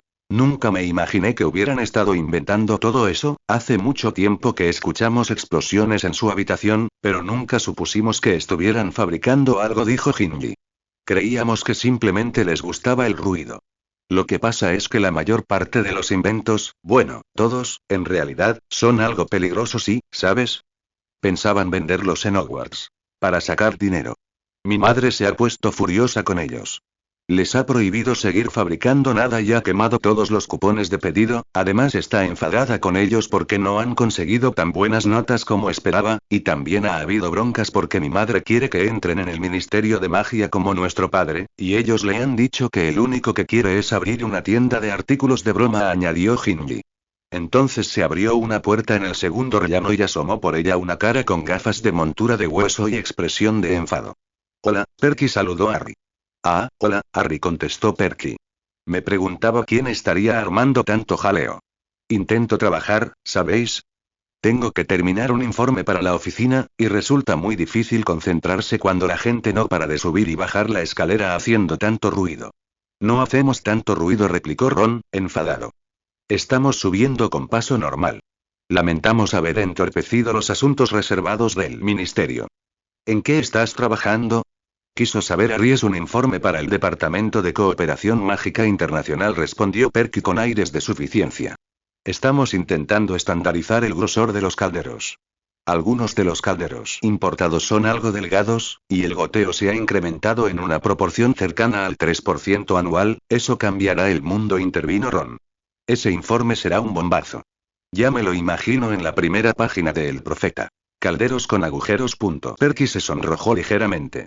Puede que te parezca una tontería, Ron repuso acaloradamente, pero si no se aprueba una ley internacional, bien podríamos encontrar el mercado inundado de productos endebles y de culo demasiado delgado que pondrían seriamente en peligro. Sí, de acuerdo, interrumpió Ron, y siguió subiendo. Perky cerró la puerta de su habitación dando un portazo. Mientras Harry, Hermione y Ginny seguían a Ron otros 3 tramos, les llegaban ecos de gritos procedentes de la cocina. El señor Weasley debía de haberle contado a su mujer lo de los caramelos. La habitación donde dormía Ron en la buhardilla de la casa estaba casi igual que el verano anterior. Los mismos carteles del equipo de Quidditch favorito de Ron, los Chudley Cannons, que daban vueltas y saludaban con la mano desde las paredes y el techo inclinado. Y en la pecera del alféizar de la ventana, que antes contenía huevas de rana, había una rana enorme. Ya no estaba Scabbers, la vieja rata de Ron, pero su lugar lo ocupaba la pequeña lechuza gris que había llevado la carta de Ron a Private Drive para entregársela a Harry. Daba saltos en una jaulita y gorjeaba como loca. Cállate, cerdo. Le dijo Ron, abriendo paso entre 2 de las 4 camas que apenas cabían en la habitación. Fred y George duermen con nosotros porque Bill y Charlie ocupan su cuarto, le explicó a Harry. Perky se queda en la habitación toda para él porque tiene que trabajar. ¿Por qué llamas Pid a la lechuza? Le preguntó Harry a Ron. Porque es tonto, dijo Ginny. Su verdadero nombre es Pigwidgeon. Sí, y ese no es un nombre tonto, contestó sarcásticamente Ron. Ginny lo bautizó. Le parece un nombre adorable. Yo intenté cambiarlo, pero era demasiado tarde. Ya no responde a ningún otro. Así que ahora se ha quedado con Pig. Tengo que tenerlo aquí porque no gusta a Errol ni a Hermes. En realidad, a mí también me molesta. Pigwidgeon revoloteaba veloz y alegremente por la jaula, gorjeando de forma estridente. Harry conocía demasiado a Ron para tomar en serio sus palabras. Siempre se había quejado de su vieja rata Scabbers, pero cuando la perdió, se disgustó muchísimo. ¿Dónde está Crookshanks? Preguntó Harry a Hermione. Fuera, en el jardín, supongo. Le gusta perseguir a los gnomos. Nunca los había visto. Entonces, ¿Perky está contento con el trabajo? Inquirió Harry, sentándose en una de las camas y observando a los Chudley Cannons, que entraban y salían como balas de los carteles colgados en el techo. ¿Contenido? Dijo Ron con desagrado. Creo que no habría vuelto a casa si mi padre no lo hubiera obligado. Está obsesionado. Pero no le menciona a su jefe. Según el señor Crouch, como le iba diciendo al señor Crouch, el señor Crouch opina, el señor Crouch me ha dicho, un día de estos anunciarán su compromiso matrimonial. ¿Has pasado un buen verano, Harry? Quiso sable Hermione. ¿Recibiste nuestros paquetes de comida y todo lo demás? Sí, muchas gracias, contestó Harry. Esos pasteles me salvaron el día. ¿Y ha tenido noticias de...? Comenzó Ron, pero se llamó en respuesta a la mirada de Hermione. Harry se dio cuenta de que Ron quería preguntarle por Bolt y que estaban casi tan preocupados por él como Harry. Sin embargo, no era prudente hablar de él delante de Ginny. A excepción de ellos y del profesor Dumbledore, nadie sabía cómo se había escapado Peter ni creía en su inocencia. Creo que han dejado de discutir, dijo Hermione para disimular aquel instante de apuro, porque Ginny miraba con curiosidad tan pronto a Ron como a Harry. ¿Qué tal si bajamos y ayudamos a vuestra madre con la cena? De acuerdo, aceptó Ron. Los cuatro salieron de la habitación de Ron, bajaron la escalera y encontraron a la señora Weasley sola en la cocina, con aspecto de enfado. Vamos a comer en el jardín, les dijeron en cuanto entraron. Aquí no cabemos 11 personas. ¿Podríais sacar los platos, chicas? Bill y Charlie están colocando las mesas. Vosotros dos, llevad los cubiertos, les dijo a Ron y Harry. Con más fuerza de la debida, apuntó con la varita a un montón de patatas que había en el fregadero, y éstas salieron de sus mondas tan velozmente que fueron a dar en las paredes y el techo. ¡Dios mío!, exclamó, apuntando con la varita al recogedor, que saltó de su lugar y empezó a moverse por el suelo recogiendo las patatas. Esos dos. Estalló de pronto, mientras sacaba cazuelas del armario. Harry comprendió que se refería a Fred y a George. No sé qué va a ser de ellos, de verdad que no lo sé. No tienen ninguna ambición, a menos que se considere ambición dar tantos problemas como pueden. Depositó ruidosamente en la mesa de la cocina una cazuela grande de cobre y comenzó a dar vueltas a la varita dentro de la cazuela. De la punta salía una salsa cremosa conforme iba removiendo. No es que no tengan cerebro, prosiguió irritada, mientras llevaba la cazuela a la cocina y encendía el fuego con otro toque de la varita, pero lo desperdician, y si no cambian pronto, se van a ver metidos en problemas de verdad. He recibido más lechuzas de Hogwarts por causa de ellos que de todos los demás juntos. Si continúan así terminarán en el departamento contra el uso indebido de la magia. La señora Weasley tocó con la varita el cajón de los cubiertos, que se abrió de golpe. Harry y Ron se quitaron de en medio de un salto cuando algunos de los cuchillos salieron del cajón, atravesaron volando la cocina y se pusieron a cortar las patatas que el recogedor acababa de devolver al fregadero. No sé en qué nos equivocamos con ellos, dijo la señora Weasley posando la varita y sacando más cazuelas. Llevamos años así, una cosa detrás de otra, y no hay manera de que entiendan, oh, no, otra vez. Al coger la varita de la mesa, esta lanzó un fuerte chillido y se convirtió en un ratón de goma gigante. Otra de sus varitas falsas. Gritó. ¿Cuántas veces les he dicho a esos dos que no las dejen por ahí? Cogió su varita auténtica, y al darse cuenta a la vuelta descubrió que la salsa humeaba en el fuego. Vamos, le dijo Ron a Harry apresuradamente, cogiendo un puñado de cubiertos del cajón. Vamos a echarles una mano a Bill y Charlie. Dejaron sola a la señora Weasley y salieron al patio por la puerta de atrás. Apenas habían dado unos pasos cuando Crookshanks, el gato color canela y patizambo de Hermione, salió del jardín a toda velocidad con su cola de cepillo enhiesta y persiguiendo lo que parecía una patata con piernas llenas de barro. Harry recordó que aquello era un gnomo. Con su palmo de altura, golpeaba en el suelo con los pies como los palillos en un tambor mientras corría a través del patio, y se zambulló de cabeza en una de las botas de goma que había junto a la puerta. Harry oyó al gnomo riéndose a mandíbula batiente mientras Crookshanks metía la pata en la bota intentando atraparlo. Al mismo tiempo, desde el otro lado de la casa llegó un ruido como de choque. Comprendió que era lo que había causado el ruido cuando entraron en el jardín y vieron que Bill y Charlie blandían las varitas haciendo que dos mesas viejas y destartaladas volaran a gran altura por encima del césped, chocando una contra otra e intentando hacerse retroceder mutuamente. Fred y George gritaban entusiasmados, Ginny se reía y Hermione rondaba por el seto, aparentemente divididas entre la diversión y la preocupación. La mesa de Bill se estrelló contra la de Charlie con un enorme estruendo y le rompió una de las patas. Riéndose por lo bajo, Bill y Charlie posaron las mesas en el césped, una pegada a la otra, y luego, con un toquecito de la varita mágica, Bill volvió a pegar la pata rota e hizo aparecer por arte de magia unos manteles. A las 7 de la tarde, las dos mesas crujían bajo el peso de un sinfín de platos que contenían la excelente comida de la señora Weasley, y los 9 Weasley, Harry y Hermione tomaron asiento para cenar bajo el cielo claro, de un azul intenso. Aquel era un paraíso, y al principio Harry escuchó más que habló mientras se servía empanada de pollo con jamón, patatas cocidas y ensalada. Perky explicaba a su padre: quiero decir que, como ahora hay tanto que hacer en nuestro departamento con todos los preparativos para los mundiales, y la verdad es que no contamos con el apoyo que necesitaríamos del departamento de deportes y juegos mágicos, Ludo Bagman. Ludo me cae muy bien, dijo el señor Weasley en un tono afable. Es el que nos ha conseguido las entradas para la copa.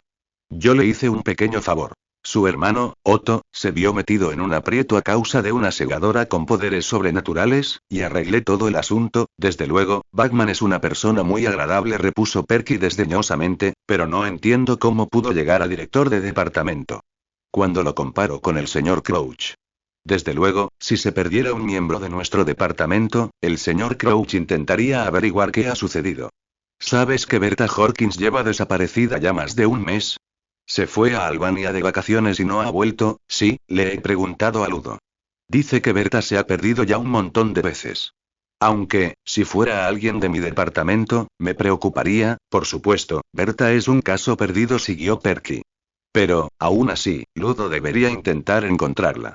Perky lanzó un impresionante suspiro y bebió un largo trago de vino de saúco. Tenemos ya bastantes problemas en el Departamento de Cooperación Mágica Internacional. Como sabes, hemos de organizar otro gran evento después de los mundiales. Ya sabes de qué hablo, papá levantó ligeramente la voz. El asunto ultra secreto.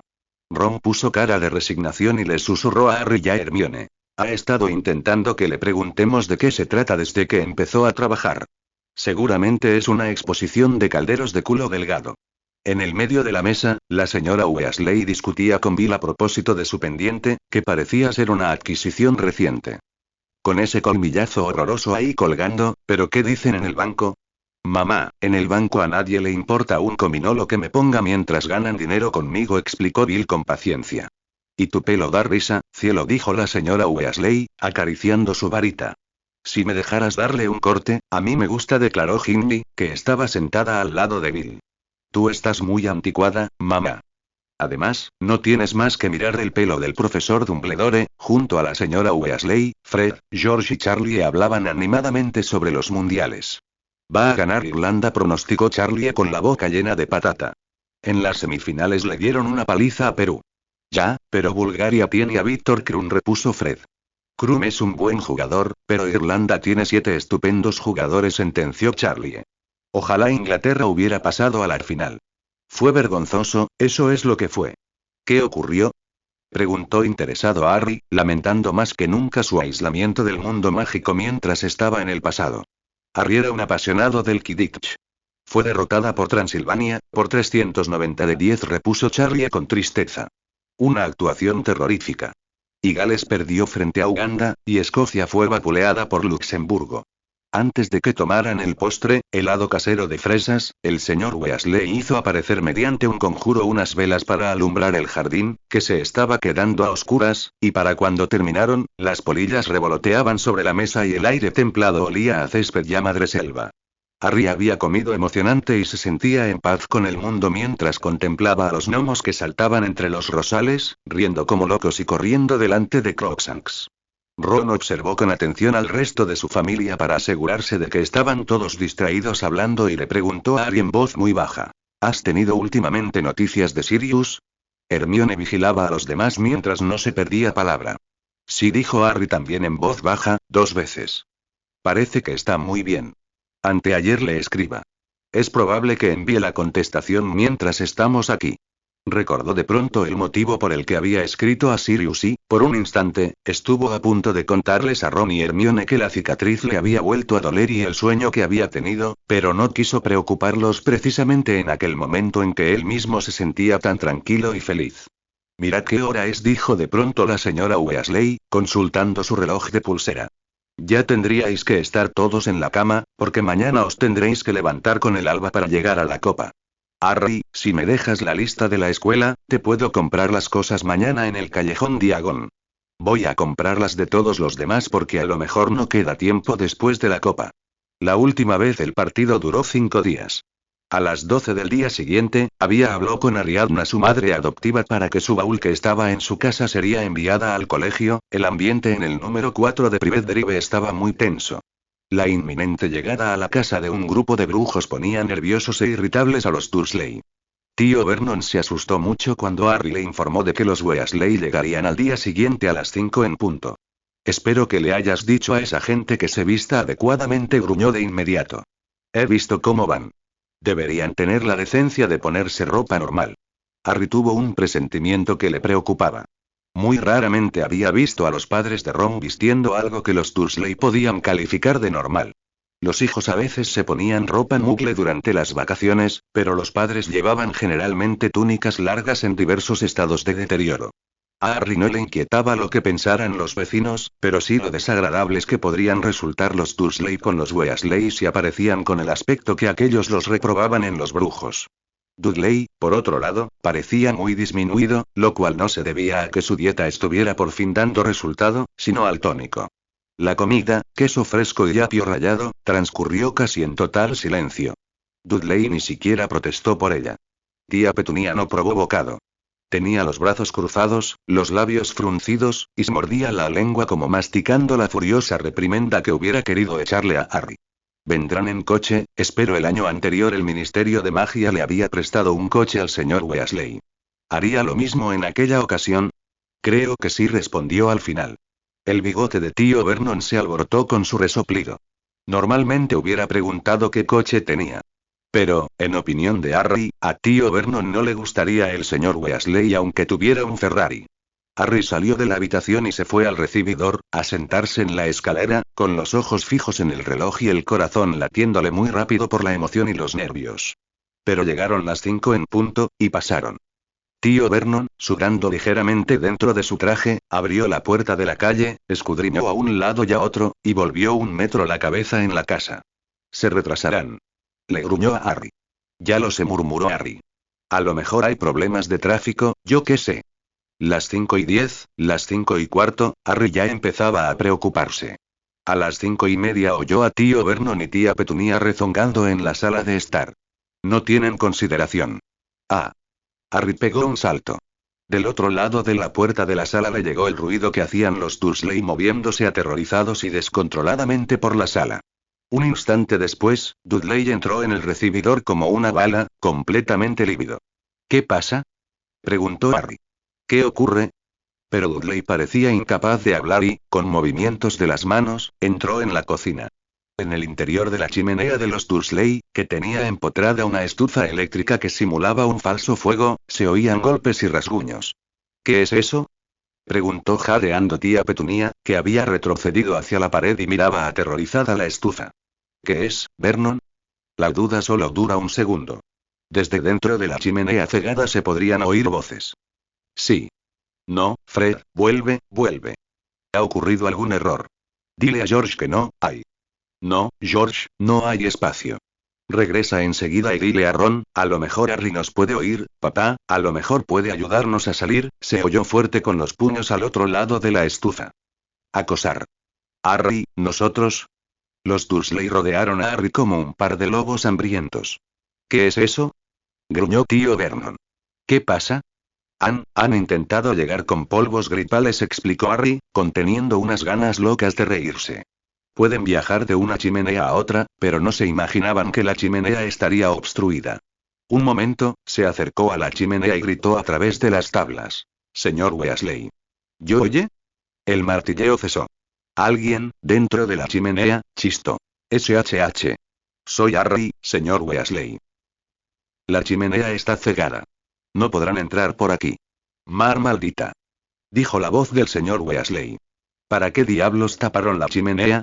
Tienen una estufa eléctrica, explicó Harry. ¿De verdad?, preguntó emocionado el señor Weasley. Tiene dicho ecléctica. ¿Con enchufe? ¡Santo Dios! Eso tengo que verlo. Pensemos, Ron. La voz de Ron se unió a la de los otros. ¿Qué hacemos aquí? ¿Algo ha ido mal? No, Ron, ¿qué va?, dijo sarcásticamente la voz de Fred. Este es exactamente el sitio al que queríamos venir. Sí, nos lo estamos pasando en grande, añadió George, cuya voz sonaba ahogada, como si lo estuvieran aplastando contra la pared. Muchachos, dijo vagamente el señor Weasley. Estoy intentando pensar qué podemos hacer. Sí, el único modo, Harry, échate atrás. Harry se retiró hasta el sofá, pero tío Vernon dio un paso hacia adelante. Esperan un momento. Bramó en dirección a la chimenea. ¿Qué es lo que finge? Culo. La estufa eléctrica salió disparada hasta el otro extremo de la sala cuando todas las tablas que tapaban la chimenea saltaron de golpe y expulsaron al señor Weasley, Fred, George y Ron entre una nube de escombros y gravilla suelta. Tía Petunia dio un grito y cayó de espaldas sobre la mesita del café. Tío Vernon la cogió antes de que pegara contra el suelo, y se quedó con la boca abierta, sin hablar, mirando a los Weasley, todos con el pelo de color rojo vivo, incluyendo a Fred y George, que eran idénticos hasta el último detalle. Así está mejor, dijo el señor Weasley, jadeante, sacudiéndose el polvo de la larga túnica verde y colocándose bien las gafas. Ah, ustedes deben de ser los tíos de Harry.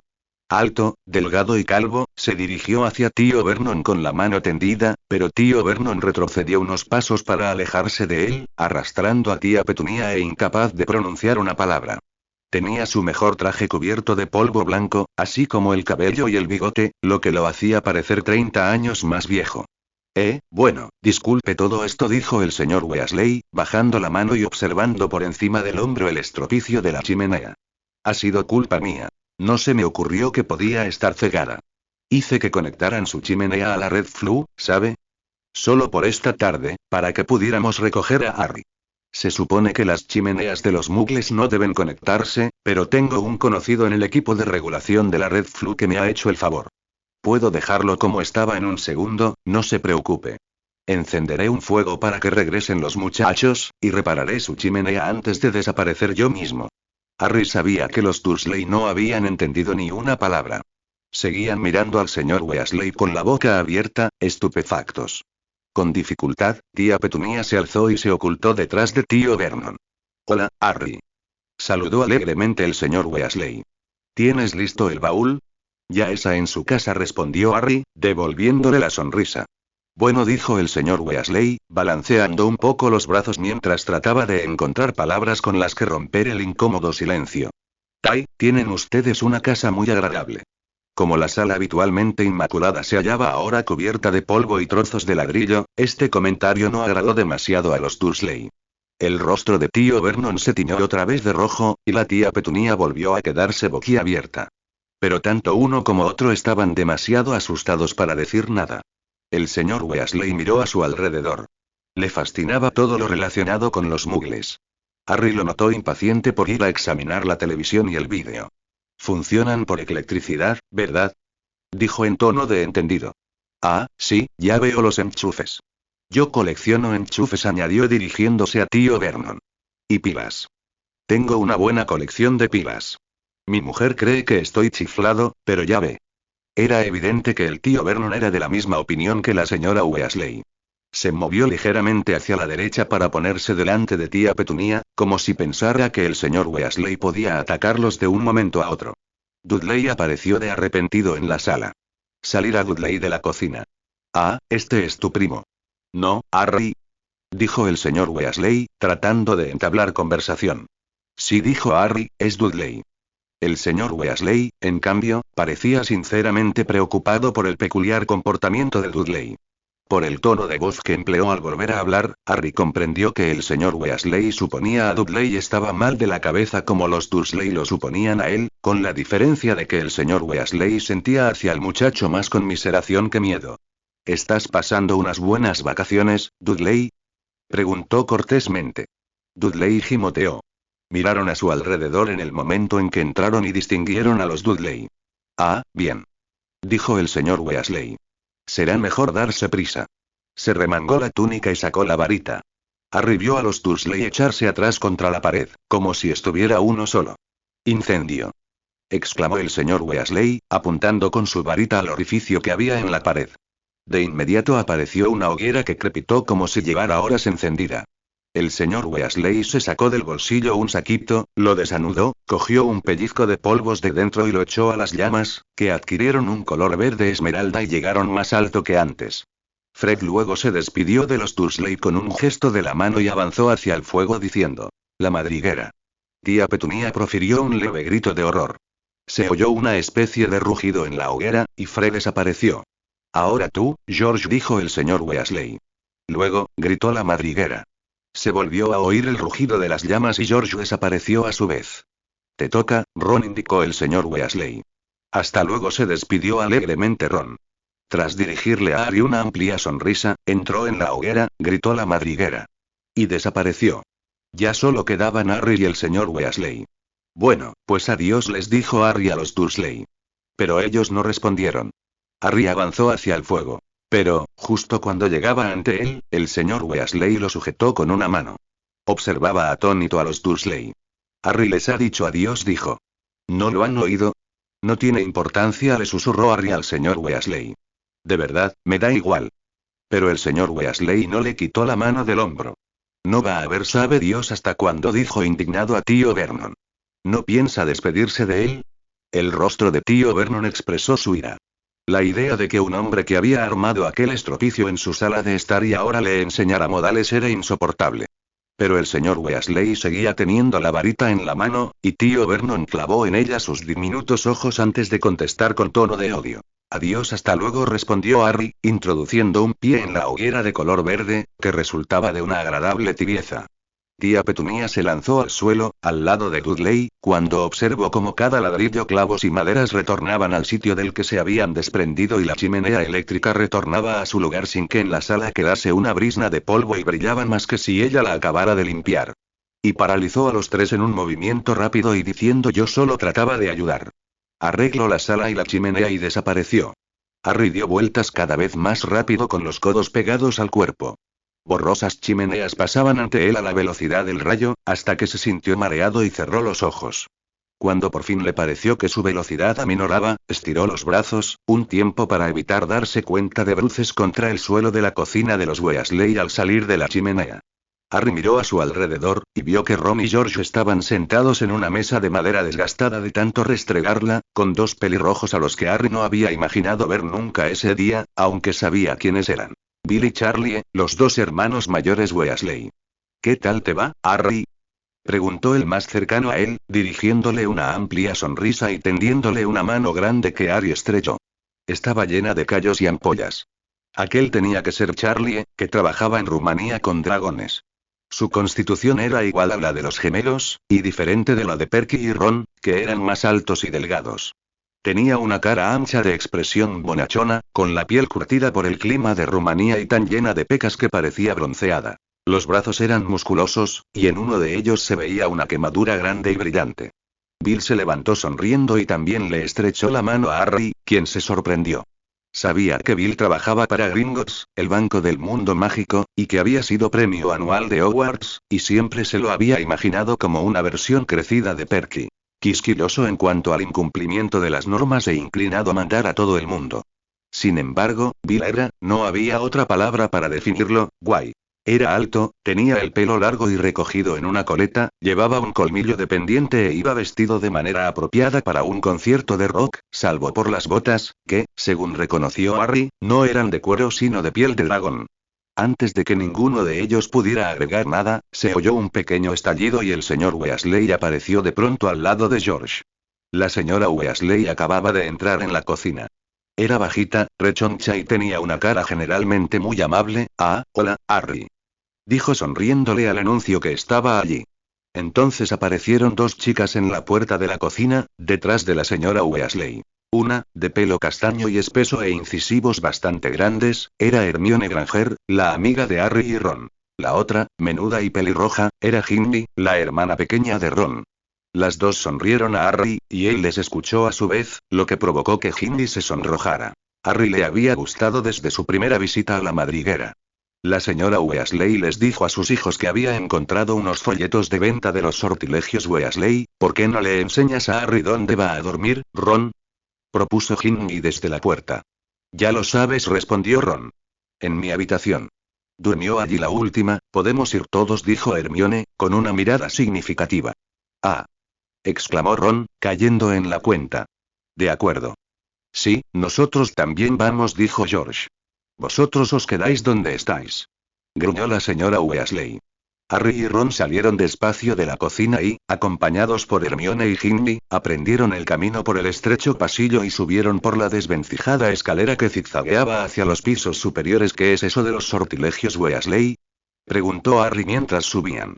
Ron y Ginny se rieron, pero Hermione no.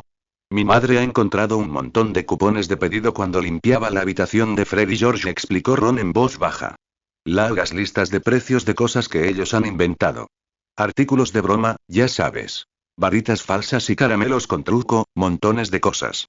Es estupendo. Nunca me imaginé que hubieran estado inventando todo eso. Hace mucho tiempo que escuchamos explosiones en su habitación, pero nunca supusimos que estuvieran fabricando algo, dijo Ginny. Creíamos que simplemente les gustaba el ruido.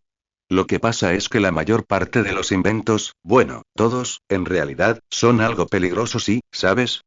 Pensaban venderlos en Hogwarts. Para sacar dinero. Mi madre se ha puesto furiosa con ellos. Les ha prohibido seguir fabricando nada y ha quemado todos los cupones de pedido, además está enfadada con ellos porque no han conseguido tan buenas notas como esperaba, y también ha habido broncas porque mi madre quiere que entren en el Ministerio de Magia como nuestro padre, y ellos le han dicho que el único que quiere es abrir una tienda de artículos de broma, añadió Gimli. Entonces se abrió una puerta en el segundo rellano y asomó por ella una cara con gafas de montura de hueso y expresión de enfado. Hola, Perky, saludó Harry. Ah, hola, Harry, contestó Perky. Me preguntaba quién estaría armando tanto jaleo. Intento trabajar, ¿sabéis? Tengo que terminar un informe para la oficina, y resulta muy difícil concentrarse cuando la gente no para de subir y bajar la escalera haciendo tanto ruido. No hacemos tanto ruido, replicó Ron, enfadado. Estamos subiendo con paso normal. Lamentamos haber entorpecido los asuntos reservados del ministerio. ¿En qué estás trabajando? Quiso saber Harry. Es un informe para el Departamento de Cooperación Mágica Internacional, respondió Perky con aires de suficiencia. Estamos intentando estandarizar el grosor de los calderos. Algunos de los calderos importados son algo delgados, y el goteo se ha incrementado en una proporción cercana al 3% anual. Eso cambiará el mundo, intervino Ron. Ese informe será un bombazo. Ya me lo imagino en la primera página de El Profeta. Calderos con agujeros. Perky se sonrojó ligeramente. Puede que te parezca una tontería, Ron repuso acaloradamente, pero si no se aprueba una ley internacional, bien podríamos encontrar el mercado inundado de productos endebles y de culo demasiado delgado que pondrían seriamente en peligro. Sí, de acuerdo, interrumpió Ron, y siguió subiendo. Perky cerró la puerta de su habitación dando un portazo. Mientras Harry, Hermione y Ginny seguían a Ron otros 3 tramos, les llegaban ecos de gritos procedentes de la cocina. El señor Weasley debía de haberle contado a su mujer lo de los caramelos. La habitación donde dormía Ron en la buhardilla de la casa estaba casi igual que el verano anterior. Los mismos carteles del equipo de Quidditch favorito de Ron, los Chudley Cannons, que daban vueltas y saludaban con la mano desde las paredes y el techo inclinado. Y en la pecera del alféizar de la ventana, que antes contenía huevas de rana, había una rana enorme. Ya no estaba Scabbers, la vieja rata de Ron, pero su lugar lo ocupaba la pequeña lechuza gris que había llevado la carta de Ron a Privet Drive para entregársela a Harry. Daba saltos en una jaulita y gorjeaba como loca. Cállate, cerdo. Le dijo Ron, abriendo paso entre 2 de las 4 camas que apenas cabían en la habitación. Fred y George duermen con nosotros porque Bill y Charlie ocupan su cuarto, le explicó a Harry. Perky se queda en la habitación toda para él porque tiene que trabajar. ¿Por qué llamas Pig a la lechuza? Le preguntó Harry a Ron. Porque es tonto, dijo Ginny. Su verdadero nombre es Pigwidgeon. Sí, y ese no es un nombre tonto, contestó sarcásticamente Ron. Ginny lo bautizó. Le parece un nombre adorable. Yo intenté cambiarlo, pero era demasiado tarde. Ya no responde a ningún otro. Así que ahora se ha quedado con Pig. Tengo que tenerlo aquí porque no gusta a Errol ni a Hermes. En realidad, a mí también me molesta. Pigwidgeon revoloteaba veloz y alegremente por la jaula, gorjeando de forma estridente. Harry conocía demasiado a Ron para tomar en serio sus palabras. Siempre se había quejado de su vieja rata Scabbers, pero cuando la perdió, se disgustó muchísimo. ¿Dónde está Crookshanks? Preguntó Harry a Hermione. Fuera, en el jardín, supongo. Le gusta perseguir a los gnomos. Nunca los había visto.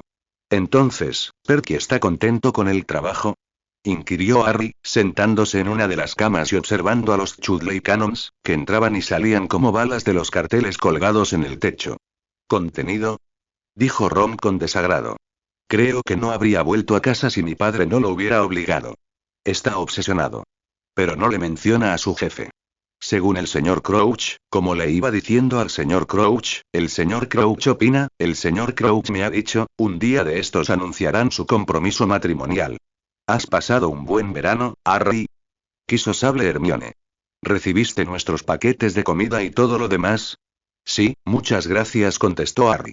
Esos pasteles me salvaron el día. ¿Y ha tenido noticias de...? Comenzó Ron, pero se llamó en respuesta a la mirada de Hermione. Harry se dio cuenta de que Ron quería preguntarle por Bolt y que estaban casi tan preocupados por él como Harry. Sin embargo, no era prudente hablar de él delante de Ginny. A excepción de ellos y del profesor Dumbledore, nadie sabía cómo se había escapado Peter ni creía en su inocencia. Creo que han dejado de discutir, dijo Hermione para disimular aquel instante de apuro, porque Ginny miraba con curiosidad tan pronto a Ron como a Harry. ¿Qué tal si bajamos y ayudamos a vuestra madre con la cena? De acuerdo, aceptó Ron. Los cuatro salieron de la habitación de Ron, bajaron la escalera y encontraron a la señora Weasley sola en la cocina, con aspecto de enfado. Vamos a comer en el jardín, les dijeron en cuanto entraron. Aquí no cabemos 11 personas. ¿Podríais sacar los platos, chicas? Bill y Charlie están colocando las mesas. Vosotros dos, llevad los cubiertos, les dijo a Ron y Harry. Con más fuerza de la debida, apuntó con la varita a un montón de patatas que había en el fregadero, y éstas salieron de sus mondas tan velozmente que fueron a dar en las paredes y el techo. ¡Dios mío!, exclamó, apuntando con la varita al recogedor, que saltó de su lugar y empezó a moverse por el suelo recogiendo las patatas. Esos dos. Estalló de pronto, mientras sacaba cazuelas del armario. Harry comprendió que se refería a Fred y a George. No sé qué va a ser de ellos, de verdad que no lo sé. No tienen ninguna ambición, a menos que se considere ambición dar tantos problemas como pueden. Depositó ruidosamente en la mesa de la cocina una cazuela grande de cobre y comenzó a dar vueltas a la varita dentro de la cazuela. De la punta salía una salsa cremosa conforme iba removiendo. No es que no tengan cerebro, prosiguió irritada, mientras llevaba la cazuela a la cocina y encendía el fuego con otro toque de la varita, pero lo desperdician, y si no cambian pronto, se van a ver metidos en problemas de verdad. He recibido más lechuzas de Hogwarts por causa de ellos que de todos los demás juntos. Si continúan así terminarán en el departamento contra el uso indebido de la magia. La señora Weasley tocó con la varita el cajón de los cubiertos, que se abrió de golpe. Harry y Ron se quitaron de en medio de un salto cuando algunos de los cuchillos salieron del cajón, atravesaron volando la cocina y se pusieron a cortar las patatas que el recogedor acababa de devolver al fregadero. No sé en qué nos equivocamos con ellos, dijo la señora Weasley posando la varita y sacando más cazuelas. Llevamos años así, una cosa detrás de otra, y no hay manera de que entiendan, oh, no, otra vez. Al coger la varita de la mesa, esta lanzó un fuerte chillido y se convirtió en un ratón de goma gigante. Otra de sus varitas falsas. Gritó. ¿Cuántas veces les he dicho a esos dos que no las dejen por ahí? Cogió su varita auténtica, y al darse cuenta a la vuelta descubrió que la salsa humeaba en el fuego. Vamos, le dijo Ron a Harry apresuradamente, cogiendo un puñado de cubiertos del cajón. Vamos a echarles una mano a Bill y Charlie. Dejaron sola a la señora Weasley y salieron al patio por la puerta de atrás.